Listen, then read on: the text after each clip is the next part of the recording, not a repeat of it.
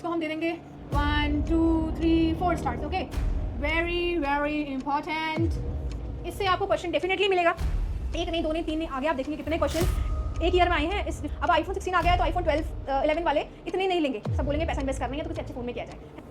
Need इटा, need T, चाय चाहिए सिंह को, सिंह एक आदमी है, ठीक है। इस 96 ने बोला कि भैया मुझे चाय चाहिए, तो we want tea, TEA, Singh TEA, Singh is a person who needs tea, चाय चाहिए तो need it, Singh need tea, Singh need tea. Next question जो कि आया था सोशल साइंसेज JRF 2023 में, यहाँ पे आप देख सकते हैं ना, मैं ऐसे अपने मन से नहीं बोल रही हूँ, 33 बन के आया है, 23 में ये क्वेश्चन बन के आया है, that's why it is so important. आप 1 घंटे का आपने लेक्चर दिया आपको बहुत अच्छे से, तो होप तो सभी बच्चे मैम ये क्वेश्चन सॉल्व कर पा रहे हैं। बिल्कुल, आप देख सकते हैं प्रैक्टिस करना बहुत जरूरी है। आपने मैम इतने एग्जाम्स क्लियर किया, आप बताओ इंपॉर्टेंस कितना जरूरी है प्रैक्टिस करना? बहुत ज़रूरी है। आप एक बुक कंप्लीट कर लें, उसके बाद आप क्वेश्चन से लगा रहे हैं, आप उसको अगले दिन 1 मिनट भूल जाएंगे। नमस्कार दोस्तों, स्वागत है आपका IRI वाला यूट्यूब चैनल पर। मैं आशा करती हूँ आप सब बहुत अच्छे होंगे और आपकी तैयारी बहुत अच्छी चल रही होगी। आज मैं आपके साथ यहाँ पर हूँ एक ऐसे कोर्स के साथ लॉन्च डेट पर जो कि आपकी हेल्प करने वाला है to ultimately crack the JRF in the stream of social sciences. स्वागत करती हूँ आप सभी का विस्तार 2.0 में, जिसमें हम लर्न करेंगे बेसिक्स से लेकर advances and how to ultimately crack JRF social sciences and getting into the top institutes of ICAR in the division of agricultural extension और एग्रीकल्चरल इकोनॉमिक्स। आज हम सीखने वाले हैं एक्सटेंशन का ऐसा पार्ट जो कि बहुत इंपॉर्टेंट है, ना कि सिर्फ एग्जाम क्रैक करने के लिए पर एक ओवरऑल अंडरस्टैंडिंग पाने के लिए भी कि आखिर जो फील्ड में टेक्नोलॉजी, जो आखिर लैब्स में टेक्नोलॉजी प्रोड्यूस हो रही है वो फार्मर तक कैसे पहुंचती है और क्या उसका अल्टीमेट बेनिफिट है। इस चैनल का मकसद आप लोगों को सिर्फ नोटबुक नॉलेज देना नहीं या बुकिश नॉलेज देना नहीं, बट एक ऐसा एनवायरनमेंट क्रिएट करना है आपके अराउंड, एक ऐसा माइंडसेट क्रिएट करना है आपके अराउंड, ताकि आप बहुत अच्छे से अपनी पढ़ाई लिखाई को अच्छे से कर सकें, बहुत पॉजिटिव रहें और आप एक अच्छे वे में चीज़ों को लर्न करें, ताकि आपको सिर्फ ना ही एग्जाम पर्पज़ के लिए but for the life time आपको चीज़ें क्लियर रहें। तो मैं आपका फिर से स्वागत करती हूँ इस चैनल पर और आशा करती हूँ आप हमसे जुड़ेंगे और हमारे सिखाई हुई चीज़ों को लर्न करेंगे for ultimately gaining benefits in your life. तो स्वागत करती हूँ with the very first topic जो आज हम सीखने वाले हैं, adoption and diffusion of innovations. जिन्होंने प्रीवियस एग्जाम लिखे होंगे या PYQ करे होंगे आप लोगों ने, तो आपको पता होगा ये टॉपिक कितना इंपॉर्टेंट है एग्जाम पर्सपेक्टिव से, कितने क्वेश्चंस और कितने अच्छे लेवल के क्वेश्चंस इससे बन के आते हैं और कितना बेसिक ये टॉपिक है। अगर आप इसको समझ जाते हैं तो मैं बोलूँगी एक ना नटशेल आप एसेंस को समझ जाते हैं कि कैसे एक फार्मर सोचता है, क्या क्या डायमेंशंस उसमें वो उसके अराउंड होती हैं, कैसे एक टेक्नोलॉजी इवॉल्व होती है, क्या डिफरेंस होता है इनोवेशन और इन्वेंशन में, टेक्नोलॉजी के डिफरेंट पार्ट्स क्या हैं, नॉलेज क्या है, डिफ्यूजन क्या है, कैसे एक एडॉप्शन जो है टेक्नोलॉजी का वो कैसे फैलता है within social system, what are the various factors जो प्रिवेल करते हैं हमारी सराउंडिंग में, जो कि गवर्न करते हैं कि ये जो टेक्नोलॉजी है वो फार्मर्स के बीच में फैलेगी या नहीं फैलेगी, उसको अडॉप्ट किया जाएगा नहीं किया जाएगा। तो शुरू करते हैं इस प्यारे से टॉपिक को जिसका नाम है adoption and diffusion of innovations. जैसे कि नाम है adoption and diffusion, clear cut distinction है कि एडॉप्शन होता है फिर डिफ्यूजन होता है, बट किस चीज़ का एडॉप्शन होता है? तो सबसे पहले हम बात करेंगे, एक होता है invention and then there is innovation. Invention और इनोवेशन में जैसे बात करें कि इन्वेंशन क्या होता है, invention is basically a new thing जो कि मार्केट में पहले प्रिवेल नहीं कर रही थी। अब कार्स बनी तो उनका पहले इन्वेंशन हुआ, किसी ने कुछ इंजन डेवलप किया, देन आउट व्हीकल का स्ट्रक्चर डेवलप हुआ, देन आपके brakes but etcetera all parts of the car was developed. तो वो एक नई शुरुआत बेस लाइन से शुरू हुआ। पहले ये चीज़ कार एग्जिस्ट नहीं करती थी मार्केट में, तो कार का अगर हम बोले मार्केट में आता तो it's invention kind of thing जो कि पहले मार्केट में नहीं थी। बट अब वेरियस टाइप्स की कार आ गई हैं, we have electric car, we have diesel car, we have petrol car, we have automated cars, we have manual वाली। तो वो सब क्या है, वो आपका इनोवेशन है कि invention was already existing but उसमें ही हम न्यूनेस जब ला रहे हैं, न्यूनेस जब अपग्रेडेशन कर रहे हैं, तो वो इनोवेशन का पार्ट है। तो आप डिफरेंस आई होप समझ गए होंगे। Invention is something new that was not earlier existing in the market, वो something new that was not known to the human, पहले ये इंसान को पता ही नहीं चीज़ें ऐसी होती हैं, तो वो इन्वेंशन कहलाएगा। बल्ब का आविष्कार हुआ, लाइट का आविष्कार हुआ, है ना। ग्रेविटी जो हमारे थे वो पहले किसी ने सोची नहीं, एग्जिस्ट करती थी बट पहले सोची नहीं, तो वो चीज़ नहीं आई मार्केट में, है ना। फिर इनोवेशन क्या है, अब हम देखते हैं कि ट्यूबलाइट्स इवॉल्व हो गई हैं, लाइट बल्ब्स इवॉल्व हो गए हैं, लड़ियाँ इवॉल्व हो गई हैं, तो वो इनोवेशन है, लाइट्स का ही अपग्रेडेशन पार्ट है। अब इनोवेशन क्या basically it was already existing but newness लाने के लिए उसमें अपग्रेडेशन किए गए और फिर उसे मार्केट में लॉन्च किया गया. That is a innovation part of you. तो आप ये इनोवेशन और इन्वेंशन का पार्ट होता है. अब जब हम एडॉप्शन की बात करते हैं तो एडॉप्शन में क्या होगा, इन्वेंशन या इनोवेशन. तो एडॉप्शन बेसिकली इनोवेशन के लिए किया जाता है. इनोवेशन मतलब हमने बता दिया इनोवेशन क्या होता है.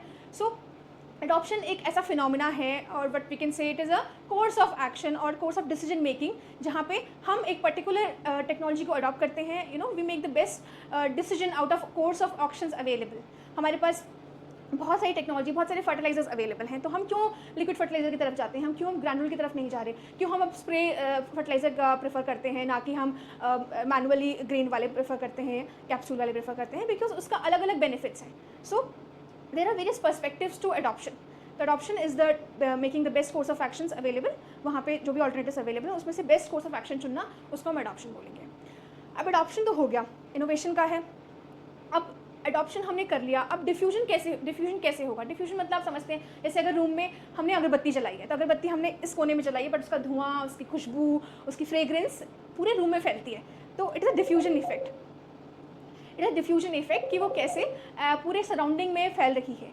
अगर हम टिपिकली साइंस की बात करें तो diffusion is social phenomena of spread of an innovation within a social system. तो डिफ्यूजन की पर्सपेक्टिव की बात करें तो उसमें हम 4 मोस्ट इंपॉर्टेंट फैक्टर्स हैं जो कि डिफ्यूजन को गवर्न करते हैं. Diffusion with in these 4 factors he revolve करता है. पहला है आपका, सबसे पहले हम बोलेंगे उसमें अल्टीमेटली इनोवेशन होना चाहिए. Innovation is what, newness. हमने जो बोली newness of anything, newness of anything that was not perceived earlier by any kind of person या any human being. Newness, innovation होना इंपॉर्टेंट है डिफ्यूजन के लिए ऑब्वियसली. तो क्या डिफ्यूज़ करोगे आप, है ना. उसके बाद क्या है, चैनल. किसी के माध्यम से तो आप जाते हो ना, किसी के माध्यम से वो टेक्नोलॉजी डिफ्यूज़ होगी. कुछ मार्केट में आया तो उसका एडवर्टीजमेंट होता है, बड़ा बड़ा बैनर छपते हैं, उसकी बुकलेट्स, उसकी पैम्पलेट छपते हैं, पब्लिक टीवी पे आता है, रेडियो पे आता है, हमारे इंस्टाग्राम फीड्स पे आता है, कुछ नया आया है मार्केट में तो वो चैनल है. अब किसी से सुना मैंने, वो मेरे फ्रेंड सर्कल्स में से किसी से सुना कि अच्छा ये टेक्नोलॉजी नहीं आई है. या फिर आईफोन अगर हम बात करें तो अभी क्या है, आईफोन 16 आ गया है या 17 आने वाला है, ये हमने अपने फ्रेंड से सुना, इंस्टाग्राम पे फीड पे आया तो वो चैनल आई है. तो उस चैनल के थ्रू हमें वो न्यूज़ डिफ्यूज़ हुई है, हमें वो टेक्नोलॉजी डिफ्यूज़ हुई है कि अच्छा ये मार्केट में आ गया है. अब जब वो चीज़ मार्केट चैनल के थ्रू हो गई बट अल्टीमेटली एक सर्कल के अराउंड वो ही, मतलब एक सर्टेन अमाउंट में या सर्टेन पेरिफेरी में ही वो चीज़ें घूमेंगी, चीज़ें अपने स्प्रेड होंगी. तो वो पेरिफेरी अगर हम बोलें तो वो सोशल सिस्टम. अगर हम एग्रीकल्चरल कंटेक्स्ट की बात करें तो कोई इनोवेशन हमने फार्मर्स का डेवलप हुई, अब वो पहुंच रही है किसी आईटी टेक्नीशियंस के, आईटी प्रोफेशनल्स के पास, या फिर पहुंच रही है किसी पॉलिटिशियन के पास. तो उससे किस काम की वो, ultimately we have to cater the farming community ना. हमें अपने फार्मर्स तक वो इनोवेशन पहुंचानी है चैनल्स के द्वारा. तो वो सोशल सिस्टम जो फार्मर्स का है, अगर हम तो उस तक वो पहुंचना बहुत इंपॉर्टेंट है. अगर हम विमेन की कोई स्कीम लेके आए हैं, विमेन की स्कीम जैसे अगर हम बोले कि कोई अगर मातृवंदना योजना आई है जो कि प्रेग्नेंट विमेंस के लिए है, लैक्टेटिंग विमेंस के लिए है, उनके लिए बेनिफिट प्रोवाइड करने के लिए. तो अल्टीमेटली हमारा मकसद क्या होना चाहिए, वो जो स्कीम है वो हमारी जो हॉस्पिटल्स में मदर्स हैं या प्रेग्नेंट लेडीज़ जो आई हैं उन तक पहुँचना इंपॉर्टेंट है. वो सोशल सिस्टम उस तक पहुँचना इंपॉर्टेंट है. अगर वो पहुँच रही है किसी ऐसे ओल्ड एज पीपल्स के पास या ओल्ड एज होम्स में तो वहाँ पर इसका यूज़ तो होगा नहीं, वो अडॉप्ट तो होगी नहीं वो, क्योंकि वो तो उनके काम की नहीं है अल्टीमेटली. तो सोशल सिस्टम डिफाइन करना बहुत इंपॉर्टेंट है डिफ्यूजन के लिए. And ultimately with in a time frame. Very important factor is time frame. First is innovation, second is channel, third is social system and fourth is time. अब कोई technology आ जाई है, अब उसका हमें पता चल रहा है 10 साल बाद तो क्या फ़ायदा की. या अगर मेरा दोस्त कोई मेरे पास आया और बोला कि तुझे पता है कि नैनो यूरिया क्या है, कि अब लिक्विड में आने लग गया है, तो मैं बोलूँगी ये तो 3-4 साल पहले आ गया था, मुझे पता है ऑलरेडी, तो मैं क्यों अडॉप्ट करूँगी उसको, वो तो पुरानी हो चुकी टेक्नोलॉजी ना. तो within a stipulated time period भी वो इनोवेशन डिफ्यूज़ होनी चाहिए, तभी वो इनोवेशन कारगर होती है, रिलेवेंट होती है और काम की होती है. अगर कोई टेक्नोलॉजी पुरानी हो गई है, उसका कोई यूज़ नहीं, वो ऑलरेडी मार्केट में आ चुकी है, फार्मर्स ने उसे अडॉप्ट किया नहीं किया, it is saturated kind of thing. But कोई नया आया है कुछ मार्केट में, उसको with in time frame diffuse करना इंपॉर्टेंट है. अब आईफोन 16 आ गया है तो आईफोन 11 वाले इतने नहीं लेंगे, सब बोलेंगे पैसा इन्वेस्ट करना ही है तो किसी अच्छे फ़ोन में किया जाए, है ना. तो विद इन टाइम फ्रेम भी अगर इनोवेशन है वो डिफ्यूज़ हो रही है तभी वो रिलेवेंट है. तो हमने 4 फैक्टर्स जो कि वेरी इंपॉर्टेंट है for the elements of diffusion, जिसको हम बोलते हैं time, social system, channel and innovation. कोई इनोवेशन होगी वो किसी चैनल के थ्रू सोशल सिस्टम तक पहुँचेगी और with in specific time period, तभी हम उसे डिफ्यूजन बोलेंगे. तो हाँ, आई होप आपको एडॉप्शन और डिफ्यूजन के बीच में डिफरेंस समझ आ गया होगा.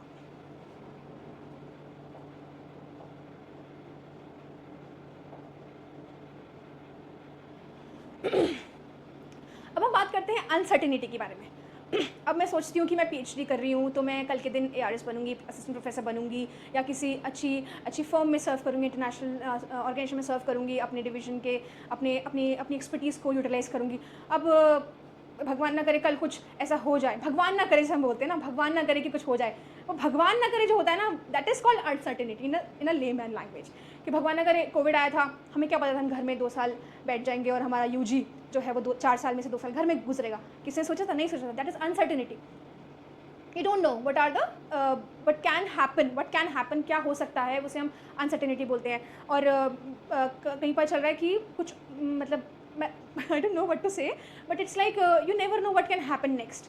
So we have to prepare always for that thing कि कल कुछ भी हो सकता है. So live in present वैसे तो ठीक है. Coming back to the topic, so uncertainty is the degree to which a thing cannot be predicted.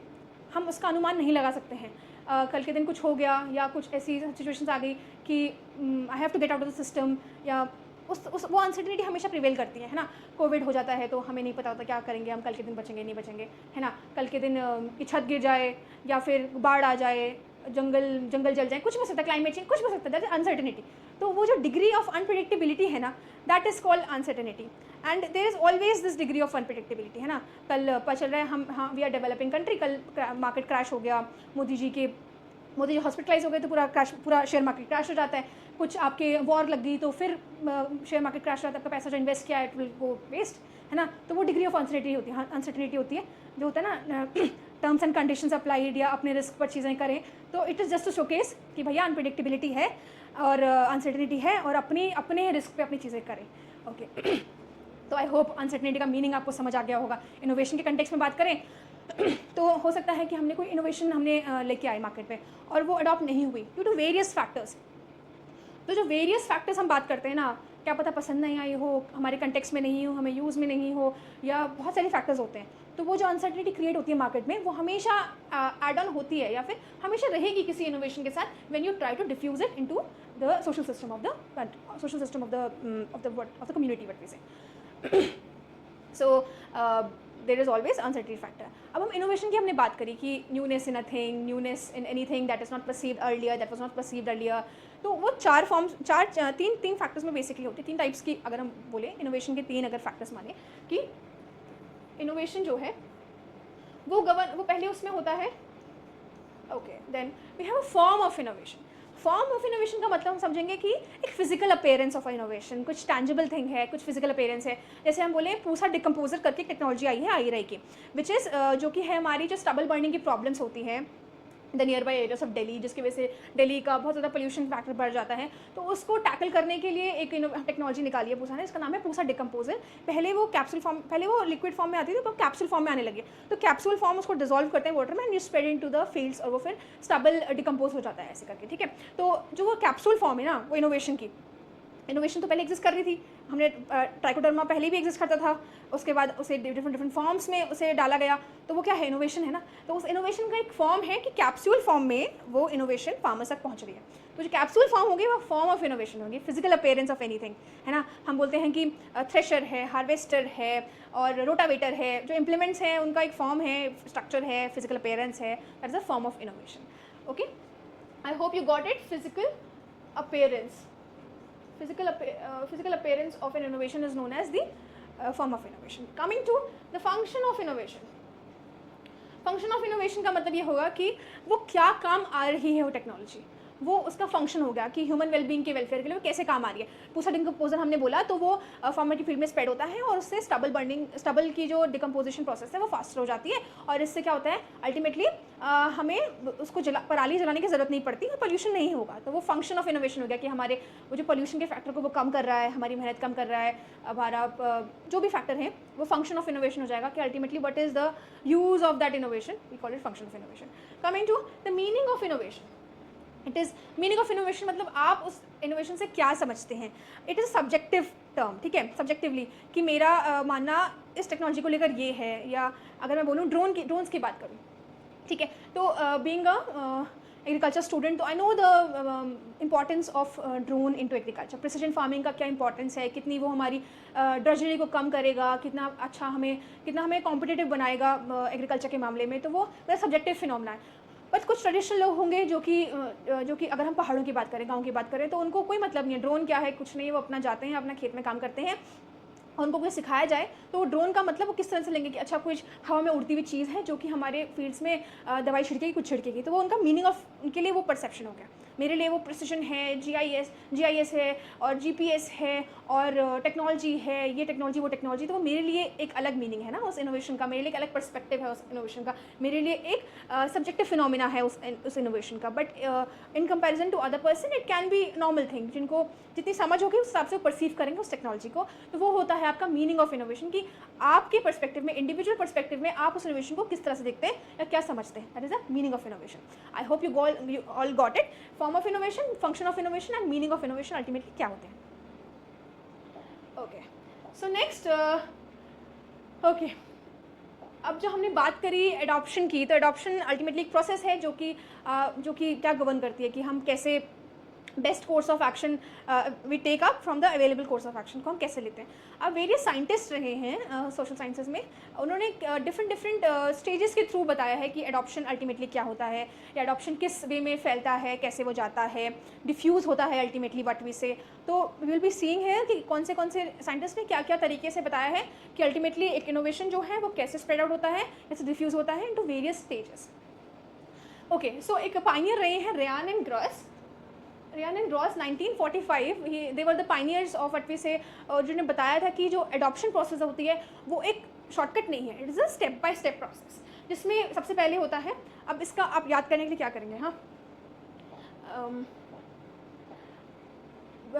Question आया है कि according to Ryan and Grass, what are the stages of adoption?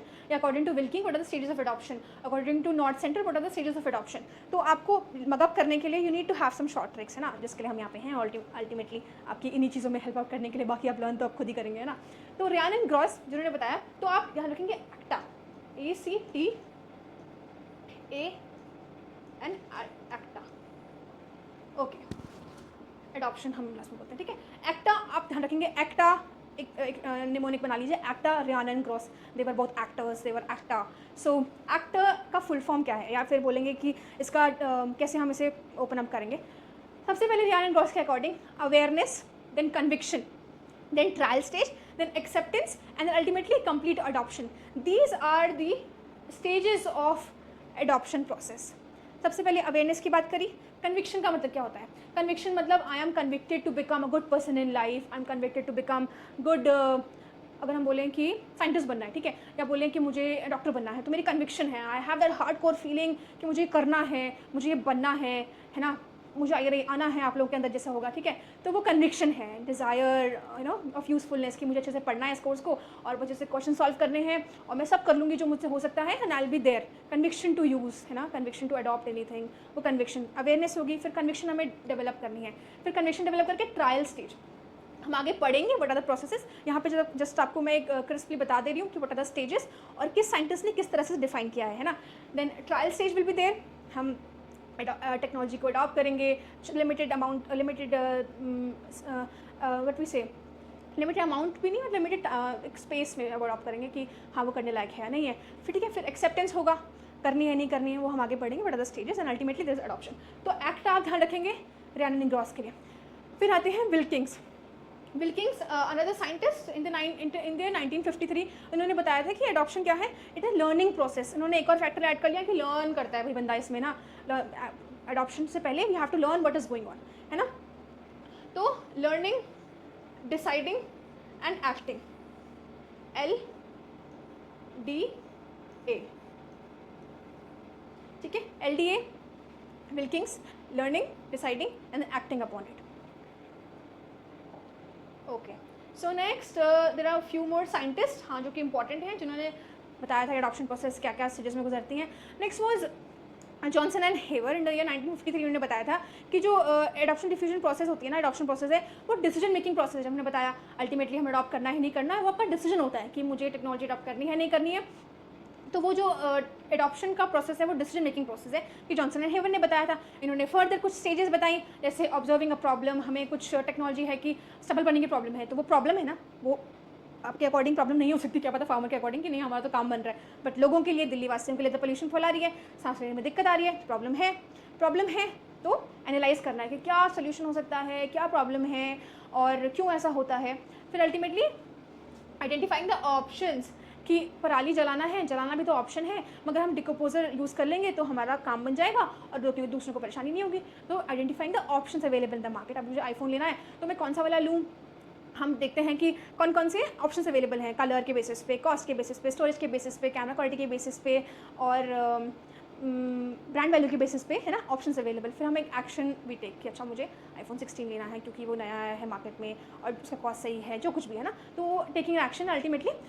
अब phone तो ले लिया, अब मुझे अच्छा लगे ना लगे, पैसे इन्वेस्ट कर दिए हैं तो उसके कॉन्सिक्वेंसेस भी कुछ हो सकते हैं, एक्सेप्टिंग द कॉन्सिक्वेंसेस बटे हुए। चोरी होने का डर रहता है कि मेट्रो में छुपा के रखना है, या मेट्रो में भीड़ में घुस जाएंगे तो फ़ोन चुरा लेगा, लास्ट पर चले गए तो फ़ोन गायब हो सकता है, एंड यू नेवर नो, है ना। तो वो accepting the consequences is always there in the adoption process, है ना। तो these are the stages according to Johnson and Hever, जिन्होंने बताया था कि अल्टीमेटली इनोवेशन जो है, एडॉप्शन जो है, वो एक डिसीजन मेकिंग प्रोसेस है। I hope you are relating to this examples. बहुत ही ऐसे बहुत ज़्यादा स्टूडियस एग्जाम्पल नहीं है, बट ये सब आपको ये मतलब just to make you comfortable enough and आपको चीज़ समझ आ जाए कि अल्टीमेटली चीज़ें कैसे होती हैं इन द ग्राउंड लेवल, या एग्जाम्पल देके रियल लाइफ एग्जाम्पल्स क्या होते हैं। Okay, so next very important another committee और व्हाट वी से अनदर पाइनियर जिन्होंने बताया था कि एडॉप्शन प्रोसेस का क्या क्या स्टेजेस होती हैं। It is north central rural sociology sub committee, ये बहुत आता है और इसका एक बहुत अच्छा ट्रिक है। एग्जाम्पल आप स्टेजेस देख लो, adoption awareness stage, then interest stage, evaluation stage, trial and adoption. अब इसका कैसे लर्न करेंगे, ठीक है। AIETA। अब आपने बीएससी एग्रीकल्चर करी है तो आपको पता होगा कि ऑल इंडिया एजुकेशनल टूर की क्या इंपॉर्टेंस होती है हमारी ज़िंदगी में।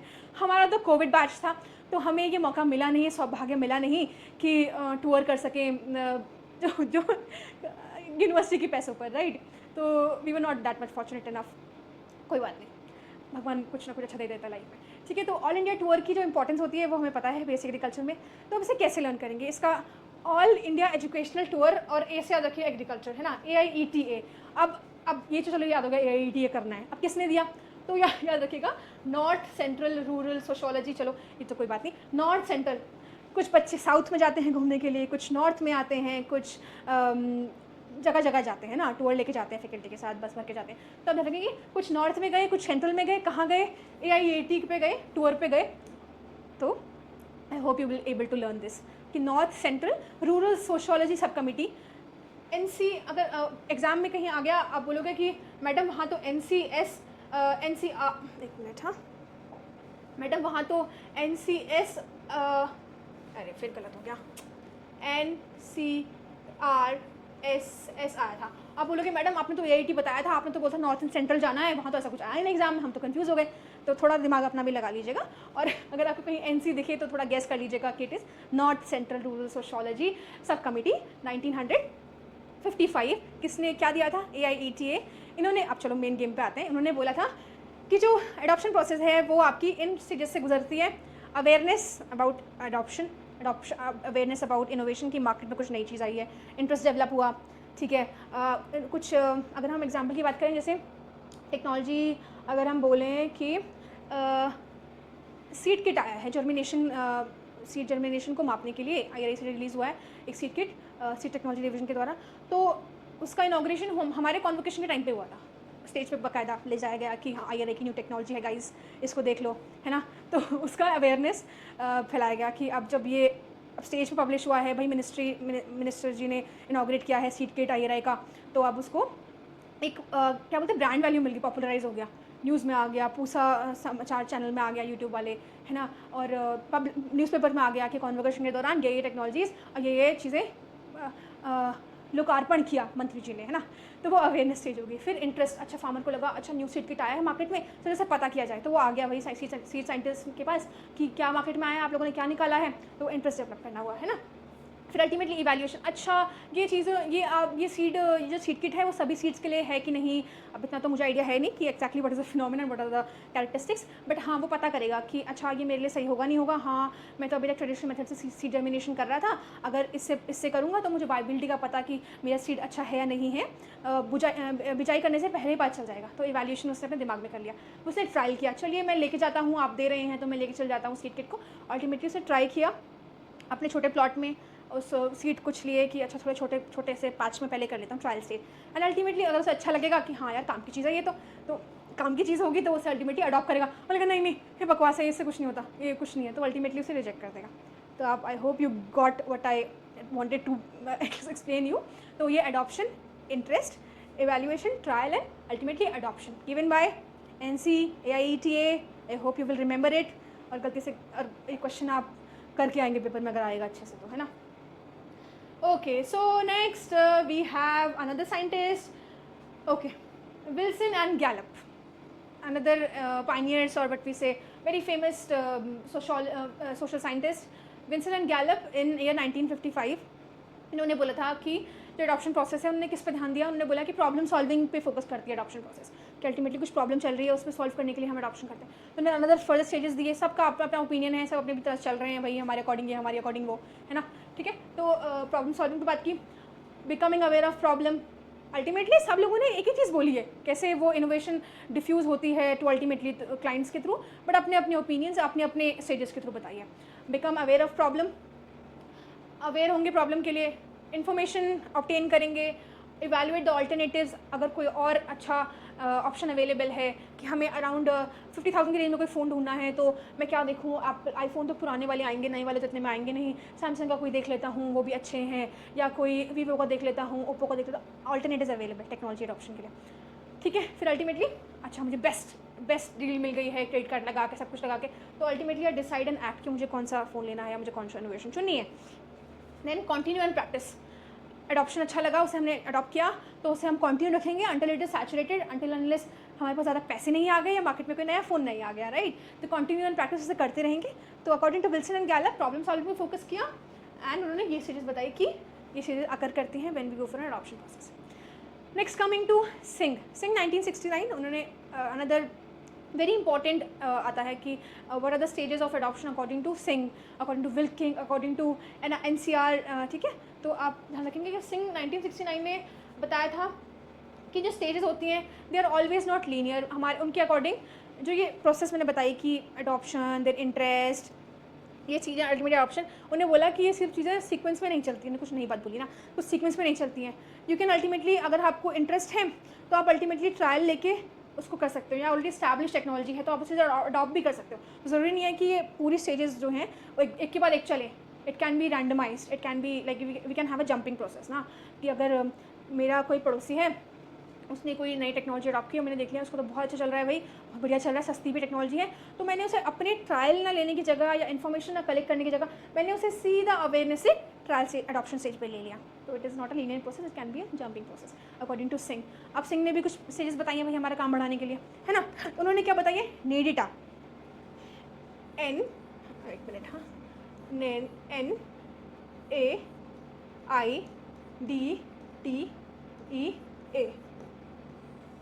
NAIDTA, नेडिटी अगर हम बोलें तो ये प्रोसेस थी अकॉर्डिंग टू सिंह ने बोला कि जो एडॉप्शन प्रोसेस है वो नेडिटा का पैटर्न फॉलो करती है। N stands for what? Need of anything. A stands for what? Adoption of that, awareness of that innovation. Then interest develop करेंगे, deliberation होगा, trial and ultimately evaluation. ठीक है, अब कैसे लर्न करेंगे इसको, ठीक है। Another very ऐसी ट्रिक जो कि हम लोगों ने ट्राई की थी लर्न करने के लिए। तो सिंह है भाई, सिंह बेसिकली अगर हम बोले सरदार जी काइंड ऑफ नो, सिंह या फिर सरदार जी या मैन काइंड ऑफ, जिसको चाय बहुत पसंद है भाई, तो TEA, टी, नेडिटा, नीड टी, चाय चाहिए भाई सिंह को, सिंह एक आदमी है, ठीक है, जिस 1969 में बोला कि भैया मुझे चाय चाहिए, तो we want tea, TEA, Singh TEA, Singh is a person who needs tea, चाय चाहिए, तो नेडिटा, Singh need tea, Singh need tea, ठीक है। आई होप आप इसको लर्न रखेंगे, और अल्टीमेटली वहाँ पे ये मत भूलना कि TEA का फुल फॉर्म क्या था या NAIDTA का फुल फॉर्म क्या था, need, awareness, interest, deliberation, trial, evaluation, ultimately adoption. Singh, NIDTA, AIETA, NC, okay? I hope it is clear to you. और आपको समझ आएगा कि डिफरेंट साइंटिस्ट के इंपॉर्टेंट है, आप इसको मजाक में मत लीजिएगा कि मैम ने बता दिए फनी एग्जाम्पल्स तो लर्न हो जाएगा। यू विल गेट क्वेश्चंस आते हैं कि अकॉर्डिंग टू सिंह इसमें से कौन सी स्टेजेस हैं अकॉर्डिंग टू NCR उसमें से कौन से स्टेजेस हैं, अकॉर्डिंग टू विल्किंग्स ADA की कौन से स्टेजेस हैं, अकॉर्डिंग टू रियान ग्रॉस कौन से स्टेजेस हैं, आप वहाँ पे कंफ्यूज रहोगे।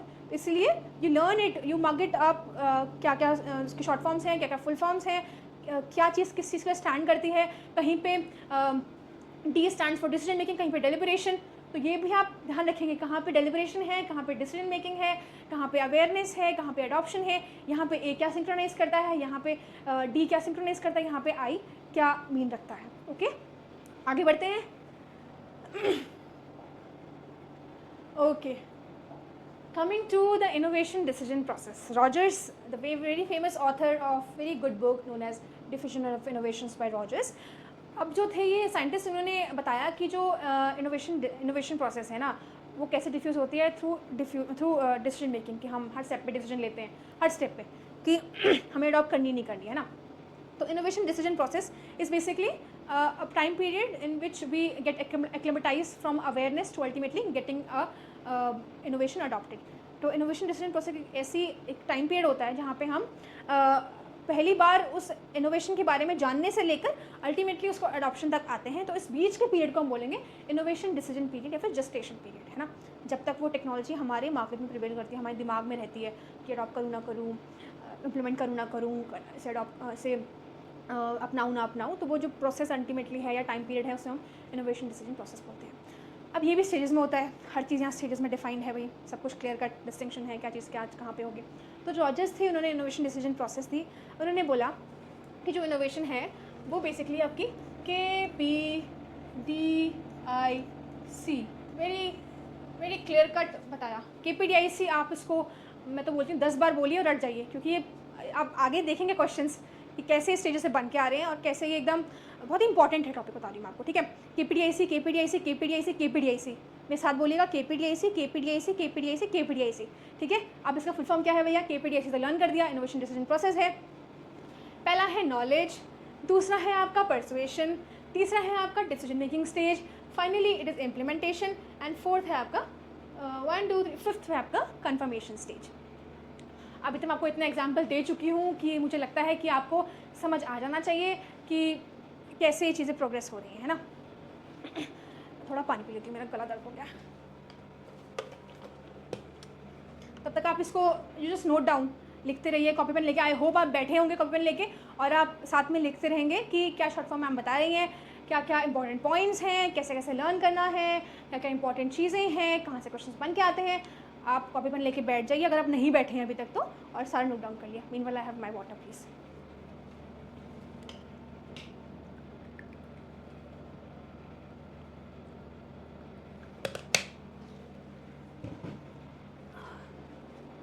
Okay, so let's get back. शुरू करते हैं KPDIC बाय रॉजर्स। सबसे पहले आती है नॉलेज स्टेज, ठीक है। नॉलेज स्टेज में अल्टीमेटली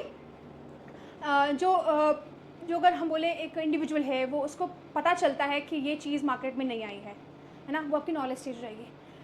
यहाँ पे कौन कौन से फैक्टर गवर्न करते हैं, आपको नीड है उस चीज़ की अगर, है ना, और मास मीडिया एक जो बोलते हैं एक चैनल कहाँ यूज़ आएगा, क्या यूज़ आएगा। तो नॉलेज स्टेज में अल्टीमेटली जो कम्युनिकेशन चैनल्स हैं, मास मीडिया जो कि है, न्यूज़पेपर हो गया, TV हो गया, रेडियो अब तो चलता नहीं है इतना, इंस्टाग्राम मतलब सोशल मीडिया हो गया, है ना। तो वो स्टेज में, इस स्टेज में बहुत इंपॉर्टेंट फैक्टर प्ले करते हैं कि आपको अगर अपनी टेक्नोलॉजी या अपना कुछ प्रोडक्ट आपको बेचना है मार्केट में, तो आपको पॉपुलराइज़ करने के लिए इन चैनल को इस्तेमाल करना पड़ता है। लोगों की बुद्धि में तो लाओ कि मेरा कुछ नया प्रोडक्ट आया है मार्केट में, नॉलेज तो क्रिएट करो उस चीज़ के लेकर। तो that is a knowledge stage, है ना। नॉलेज स्टेज आ गई। अब यहाँ पे होता है आपका, फिर आता है आपका परसुएशन। परसुएशन क्या होता है कि अब नई टेक्नोलॉजी मार्केट में आई है तो उसको अब मेंटल मेकअप करना है ना। Persuasion is basically taking forming an attitude towards that thing कि अच्छा कुछ नया टेक्नोलॉजी मार्केट में आया है, क्या मेरे काम का है या नहीं है। अब एग्जांपल दूँ मैं आपको, जैसे IRI वाला का नया कोर्स लॉन्च हुआ है सोशल साइंसेस के लिए, विस्तार 2.0। अवेयरनेस तो हो गई भैया, खूब यूट्यूब पे पॉपुलराइज हो गया है कि नया चैनल लॉन्च, नए कोर्सेज लॉन्च हो चुके हैं, तो नॉलेज हो गई उस बारे में कि अच्छा IRI वाला नया चैनल लॉन्च किया है और मैं इसे कंसिडर कर सकती हूँ, मैं कर सकता हूँ, क्योंकि I am also preparing social sciences. मुझे एडमिशन लेना है भैया IRI में, मुझे टॉप इंस्टीट्यूट में जाना है, मुझे अल्टीमेटली फेलोशिप चाहिए, तो आई नीड टू। तो वो अवेयरनेस हो गई, ठीक है। परसुएशन कहाँ पे हो गया कि वही वाला स्टेज की मुझे ये मेंटल मेकअप करना है कि मैं इस कोर्स को लूँ ना लूँ, क्यों लूँ मैं इस कोर्स को, या मैं बुक से पढ़ लेता हूँ, क्यों मैं सनम मैम से पढ़ूँ, या मैं क्यों बाकी कोर्सेज क्यों इससे पढ़ूँ। तो वो मेंटल मेकअप है, एटीट्यूड फॉर्म करना ना कि नहीं नहीं मैम के पास एक्सपीरियंस है, मैम इतने क्वेश्चंस कराती हैं और मैम बिल्कुल क्रिस्प नोट्स देंगी, मैम बिल्कुल क्रिस्पली पढ़ाएंगी। तो वो मेंटल मेकअप हमारा फॉर्म हो गया ना, कि एटीट्यूड फॉर्म हो गया कि नहीं नहीं मेरे काम की चीज़ है। कुछ बच्चे बोलेंगे नहीं नहीं we are very intelligent, we can read from books, हमें पढ़ने की ज़रूरत, हमें कोर्स की ज़रूरत नहीं है, हमें बुक्स से पढ़ लेंगे तो हमारा हो जाएगा। अच्छी बात है ना, बहुत अच्छी बात है, वो भी इज ऑलवेज एन ऑप्शन। तो वो हमारा एटीट्यूड फॉर्म हो गया, नेगेटिव पॉजिटिव एटीट्यूड वो हमने फॉर्म कर लिया अपने दिमाग में कि हाँ चलो let's see, demo free classes है पहली वाली, देखते हैं कि क्या कैसा कोर्स है, क्या करना है। ठीक है, तो आपका कौन सा स्टेज हो गया, परसुएशन यानी मेंटल मेकअप वाला स्टेज हो गया, एटीट्यूड फॉर्मिंग वाला स्टेज हो गया। अब हमने डिसाइड किया कि चलिए भैया डिसीजन लिया जाए कि कोर्स लेना है या नहीं लेना है। ठीक है, वो आपका अपना डिसीजन है, हम आप पे छोड़ देते हैं। We will not what we say compulsory नहीं करेंगे, वो आपका अपनी वो है कि आपको चाहिए नहीं, वो आपकी डिसीजन सेट होती है। इनोवेशन आपको चाहिए नहीं चाहिए वो आपका मेंटल मेकअप करना हुआ, एडॉप्शन करना है या नहीं करना है। उसके बाद है implementation stage. Implementation stage implement करना मतलब ट्रायल बेसिस पे, चलिए फ्री डेमो क्लास पहली है और यूट्यूब पे अवेलेबल है तो लेट्स सी इट। तो वो इम्प्लीमेंटेशन हुआ छोटे लेवल पे। कुछ मैंने बताया ना सीड किट आया है, सीड किट मार्केट में, तो चलिए इसे छोटे से सीड सैम्पल के लिए ट्राई किया जाए कि हमारे लिए काम कर रही है नहीं कर रही है, मुझे ज़रूरत है या नहीं है। एंड अल्टीमेटली इम्प्लीमेंटेशन के बाद आता है कन्फर्मेशन स्टेज कि मुझे इस टेक्नोलॉजी को अडॉप्ट करना है नहीं करना है, मुझे ये कोर्स परचेस करना है नहीं करना है, मुझे इसकी ज़रूरत है या नहीं है। ये आपका confirmation stage. I hope you all are clear. KPDIC का फुल फॉर्म, KPDIC का रेलेवेंस, KPDIC की स्टेजेस, आप इसको रिलेट करेंगे अपनी लाइफ से लेकर तो बहुत अच्छे लर्न कर पाएंगे। बहुत ईजी, मतलब बहुत ही ईजी सा कॉन्सेप्ट है, डे टू डे लाइफ से रिलेटेड है, कॉन्सेप्ट बिल्डिंग से रिलेटेड है। तो KPDIC ID प्रोसेस यानी innovation decision process by Rogers in the year 1983। यहाँ पे ये डायग्राम आप, मैं इसको क्लियर कर देती हूँ ताकि आप लोगों को समझ आए। ओके, अब देखिए यहाँ पे लिखा है कॉस्ट बेनिफिट एनालिसिस, है ना। कॉस्ट बेनिफिट एनालिसिस का मतलब क्या होता है कि जो हम कॉस्ट इंक्लूड, जो इसमें हम पैसा इन्वेस्ट कर रहे हैं कि उससे कितना बेनिफिट निकल के आता है, BC रेशियोज को हम बोलते हैं, है ना, कि if you are putting something पैसा उस पर तो कितना इन्वेस्टमेंट या कितना रिटर्न हमें उस पर मिलेगा, कितना इंटरेस्ट मतलब के साथ मिलेगा कि हमारे लिए प्रॉफिटेबल है नहीं है। तो हम देखते हैं कि अगर हम 10 रुपये लगाया तो उससे हमें एटलीस्ट 15 रुपये 11 रुपये का प्रॉफिट होना चाहिए, तो नुकसान तो नहीं होना चाहिए 9 तक का। तो कॉस्ट बेनिफिट एनालिसिस होती है डिसीजन मेकिंग स्टेज पे, अल्टीमेटली कन्फर्मेशन स्टेज, है ना। ओके, सो ये परसीव्ड कैरेक्टरिस्टिक्स ऑफ इनोवेशन हम आगे पढ़ेंगे, it is included in this slide कि what are the perceived characteristics of innovation, कि जो इनोवेशन है उसको किन मापदंडों पर हम देखते हैं कि हमें उसे अडॉप्ट करना है नहीं करना है, क्या क्या फैक्टर्स होते हैं इनोवेशन के जो कि गवर्न करते हैं कि उसे अडॉप्ट किया जाएगा या नहीं किया जाएगा। ओके, देन अडॉप्शन होता है एंड रिजेक्शन होता है। डिसीजन मेकिंग स्पेस में हमें करना ही नहीं करना है ना। अडॉप्शन मतलब करना है, रिजेक्शन मतलब नहीं करना है हमें अडॉप्ट, है ना। अडॉप्शन भी हो सकता है कंटिन्यूड इम्प्लीमेंटेशन, उसके बाद discontinuance, and rejection is like continued rejection. Okay, so continued adoption, हमने अडॉप्ट करी टेक्नोलॉजी, अब उसे हमें ज़िंदगी भर इस्तेमाल करना है तो कंटिन्यूड हम इसे करते रहेंगे जब तक वो सैचुरेट नहीं हो जाती, तो उसे हम कंटिन्यूड इम्प्लीमेंटेशन बोलते हैं, है ना। फिर ओके, देन अडॉप्शन का डिसकंटिन्यूएंस, कुछ टाइम के बाद हमने उसे डिसकंटिन्यू कर लिया क्योंकि कुछ नई टेक्नोलॉजी मार्केट में आ गई है, या हमें लगा कि अब ये हमारे लिए इतनी प्रॉफिटेबल नहीं है, अब मशीन के नए और टेक्नोलॉजी आ गई है, तो उसे हम डिसकंटिन्यूएंस बोलेंगे कि हमने उसे आगे इस्तेमाल नहीं किया, है ना। रिजेक्शन वही होता है, 2 टाइप के रिजेक्शन होते हैं basically, active rejection and passive rejection. Active rejection क्या होगा, हम एक्टिव रिजेक्शन का मतलब क्या होगा कि मुझे साइंटिस्ट ने कोई नई टेक्नोलॉजी दिखाई और बोला ये आपके बहुत काम की है, आप इसे इस्तेमाल करिए, मैंने पहले ही साफ शब्दों में ना बोल दिया कि मुझे करना ही नहीं है, मुझे नहीं करना, ठीक है, ये आपका एक्टिव रिजेक्शन हो गया, ठीक है।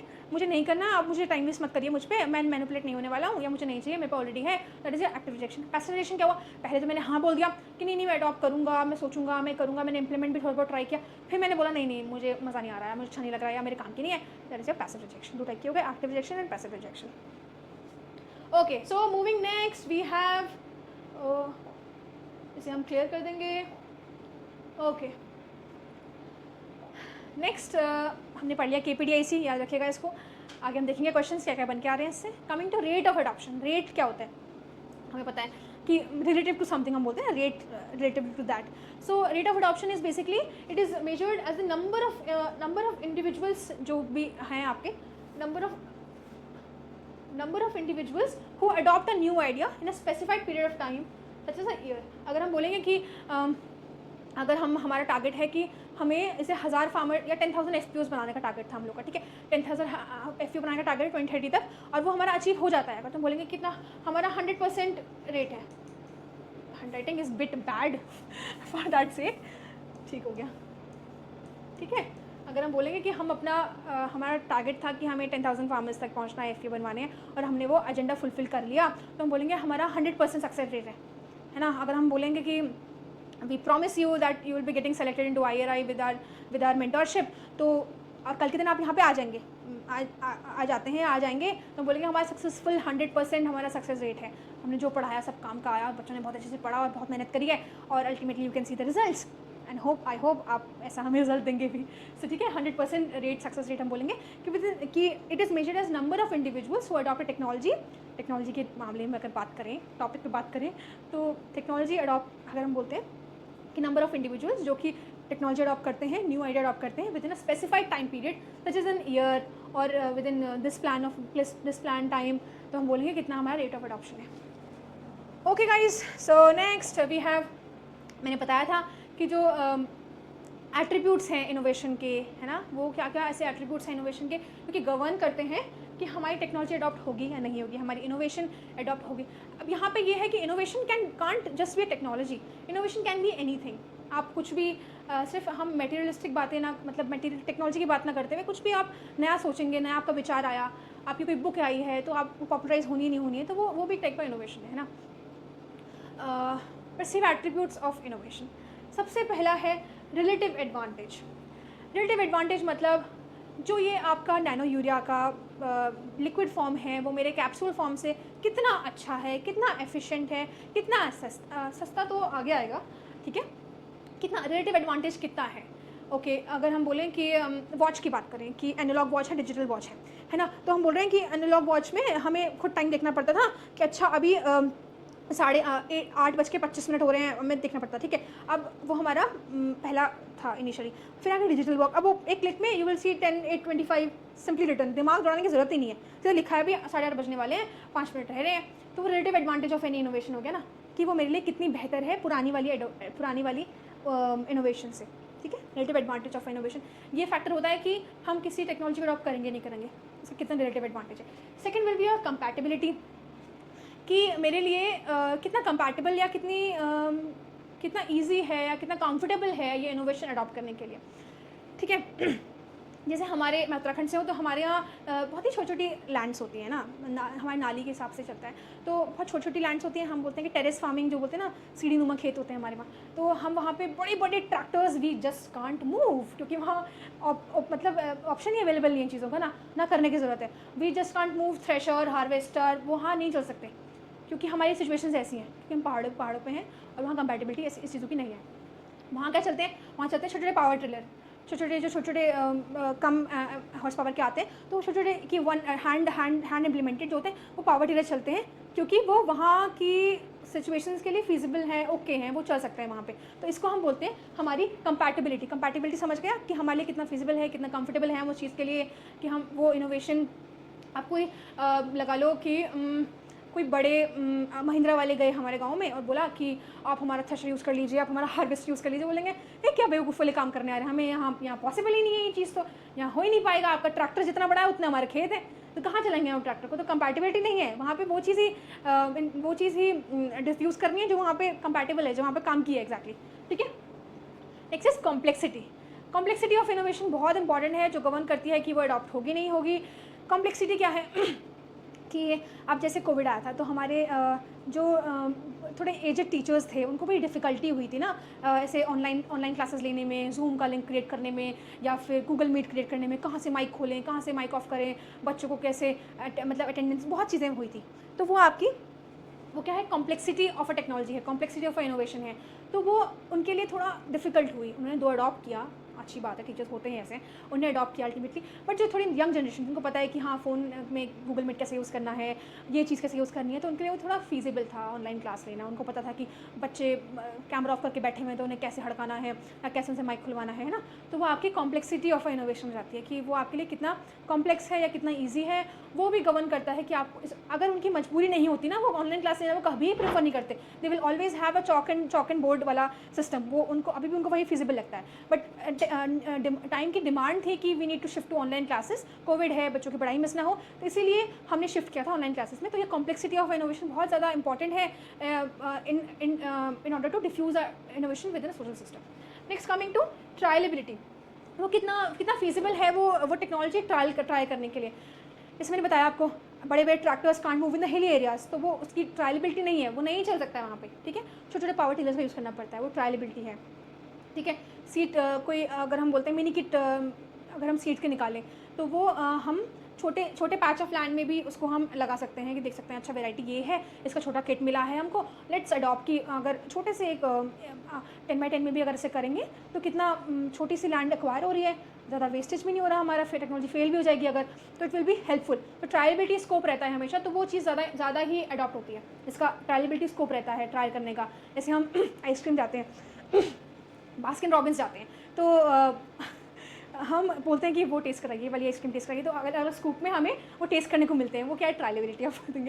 अच्छा नहीं, मुझे रोस्टेड आमंड अच्छी लग रही है या मुझे चॉको चिप पसंद नहीं आ रही, तो हम ट्राई किया बहुत सारी आइसक्रीम फ्लेवर्स और फिर हमने देखा कि हाँ ये हमारे लिए ये अच्छी है, तो आई कैन टेक दैट। अब किसी ऐसी दुकान में जाएंगे जहाँ बोले नहीं आप सीधा खरीद लीजिए, हम आपको ट्राई वाई नहीं करने देंगे, आपको जो टेस्ट करना है चाहे वो कितनी महंगी हो सस्ती हो, आपको ट्राई वाई कुछ नहीं मिलेगा, आप डायरेक्टली इसे अडॉप्ट कर लीजिए। तो वो वहाँ पर आपका ट्रायलेबिलिटी का इशू कम रहता है, इसलिए आप उस इनोवेशन को कम लेते हैं, ठीक है। आई होप यू गॉट मेरा एग्जाम्पल और मेरा सेंस में क्या समझाना चाह रही थी आपको। तो ट्रायलेबिलिटी इज़ अनदर इंपॉर्टेंट फैक्टर जो कि गवर्न करता है कि एक इनोवेशन जो है वो डिफ्यूज़ होगी या नहीं होगी। कमिंग टू ऑब्जर्वेबिलिटी, दिख रहा है आपको, ठीक है। अब जैसे हम बोले ऑब्जर्वेबल है कि नहीं है, कोई इनोवेशन है, अगर हमने बोला जैसे हम लेते हैं वैक्सीन्स, है ना, वैक्सीन है तो हमने वैक्सीन ली और हमें जैसे हम कोविड की हमने वैक्सीन ली, ठीक है। इसका एग्जाम्पल चलो मैं आपको इतना रिलेटेबल नहीं है तो बाद में, हमने ऑब्जर्वेबिलिटी है, अपने इंश्योरेंस लिया, अब हमने इंश्योरेंस की, हम क्यों इनोवेशन क्यों इस इंश्योरेंस में पैसा खर्चें, हमें क्या हो रहा है, हम तो ठीक हैं, हम तो बीमार भी नहीं पड़ते टचवुड, है ना। और तो क्यों हमने उसको अडॉप्ट नहीं किया, क्योंकि हमारे अकॉर्डिंग वो इतनी इंपॉर्टेंट नहीं है, या मतलब मैं इतना बीमार पड़ता नहीं हूँ, I am okay with it, मेरे लिए इतना इंपॉर्टेंट नहीं है, इतना ऑब्जर्वेबल नहीं है मेरे लिए, मैं इसके बिना मेरा काम चल रहा है ना। या फिर अनदर एग्जाम्पल इज़ लाइक, इसलिए हम बोलते हैं ना प्रिवेंटिव इनोवेशन बोलते हैं कि इतनी ऑब्जर्वेबल नहीं है, इतनी दिख नहीं रही है, तो हम इसको नहीं लेते हैं, हमारे काम की नहीं है, तो इसलिए हम इतना माइंड नहीं करते हैं कि ये चीज़ अडॉप्ट करनी नहीं करनी। और अगर हम एग्रीकल्चर कंटेक्स्ट की बात करें तो इनोवेशन अगर हम बोलें कि कोई फर्टिलाइज़र है, कोई या कोई ऐसी माइक्रोब है, बायो माइक्रोब है जो कि हमारी सॉइल की फर्टिलिटी को बढ़ाएगा, विद इन 10 या 15 साल के बाद या उसके बीच में वो अपना काम करेगा, तो इतनी ऑब्जर्वेबिलिटी नहीं है ना, तुरंत इफेक्ट नहीं मिल रहा है, तो वो टेक्नोलॉजी कम अडॉप्ट होती है। जैसे यूरिया है, यूरिया क्यों इतना अडॉप्ट होता है भैया, फार्मर्स को कुछ नाम याद हो ना हो, जैसे जस्ट नो यूरिया डाल दो बस, कहीं भी हो चाहे, क्योंकि उसकी ऑब्जर्वेबिलिटी अच्छी है, तुरंत डालोगे लशियस ग्रीन पेड़ बिल्कुल निकल के आ जाते हैं, हरी भरी घास, बिल्कुल हरा जाता है पूरा खेत, क्योंकि वो ऑब्जर्वेबिलिटी ज़्यादा होता है। अच्छा ये तो बहुत बढ़िया हो गई है, मतलब ये किसी काम की है, तो लेट्स अडॉप्ट यूरिया मोर, है ना, तो वो अच्छा होना हो टेक्निकली स्पीकिंग, ठीक है। तो ऑब्जर्वेबिलिटी फिनोमेना ये हो जाता है। ओके, वेरी इंपॉर्टेंट, हाँ इसको आप बहुत अच्छे से लर्न करें कि कौन कौन से फैक्टर्स गवर्न करते हैं। अब इसमें एक और इम्पॉर्टेंट चीज़ है कि कौन सा डायरेक्टली गवर्न करता है, कौन सा इन्वर्सली गवर्न करता है। अगर आप बताइए, अगर रिलेटिव एडवांटेज होगा, मुझे ज़्यादा फ़ायदेमंद लग रही है तो मैं अडॉप्ट करूँगी, गुड, प्लस, ठीक है, प्लस कर देंगे। कंपैटिबिलिटी होगी, मेरे लिए सूटेबल है, मेरे साथ ठीक जा रहा है, मेरे काम का है, अच्छा कंपैटिबिलिटी। ट्रायलेबिलिटी ज़्यादा है, मैं इसे छोटे एरिया पे इंप्लीमेंट कर सकती हूँ, मेरे को ये अच्छा मतलब काम का लग रहा है, तो वो ट्रायलेबिलिटी प्लस हो गई। ऑब्जर्वेबिलिटी, विजिबल है भाई, रिजल्ट तुरंत ही विजिबल है, ऑब्जर्वेबिलिटी ज़्यादा। अब आते हैं कॉम्प्लेक्सिटी, अगर चीज़ें कॉम्प्लेक्स होंगी तो आप उसे अडॉप्ट करेंगे। अगर कोई कैसे एग्जाम्पल है, कोई टीचर है वो बिल्कुल हाई फाई इंग्लिश में पढ़ा रहा है जो हमारे सर से ऊपर से जा रही है, अमेरिकन एक्सेंट कतई, ठीक है, तो वो हमें समझ आएगा नहीं क्योंकि कॉम्प्लेक्स सिचुएशन, तो वो तो बिल्कुल आप उसे बिल्कुल अडॉप्ट नहीं करेंगे, ठीक है। तो ये जो 5 फैक्टर्स में से हैं, इसमें से जो कॉम्प्लेक्सिटी है बस ये ही केवल आपकी नेगेटिवली रिलेटेड है इनोवेशन से। Other than that other factors are positively relating to innovation, to adoption of an innovation within social system. याद रखिए, कॉम्प्लेक्सिटी नहीं गवर्न करती है, बाकी 4 फैक्टर बिल्कुल गवर्न करेंगे कि आपकी टेक्नोलॉजी इन्फ्यूज़ होगी within social system. Okay students, next we have okay types of innovation. Just wait for a second. Okay okay okay types of innovation decision. अब हमने डिसाइड तो करा है कि हम अडॉप्ट करेंगे नहीं करेंगे, तो हम कुछ लेते हैं ना, मत लेते हैं लोगों का, पूछते हैं लोगों से या खुद से डिसाइड करते हैं या हमारे लिए कोई और डिसाइड करता है। तो ये डिफरेंट एरेनाज हैं कि एक इनोवेशन कैसे डिसाइड किया जाता है कि लेना नहीं लेना। तो उसमें 3 इंपॉर्टेंट है basically: optional innovation decision, collective innovation decision and authoritative innovation decision. Optional innovation decision, इसमें basically an individual is responsible for all the decision making. ये मेरा टेक है, ये मेरी मर्जी है, मैं उसे अडॉप्ट करूँ ना करूँ, कोई और अदर पार्टी इसमें इन्वॉल्व नहीं होती। ऑप्शनल, मेरा, माइन। इंडिविजुअल डिसीजन या ओपिनियन, ठीक है।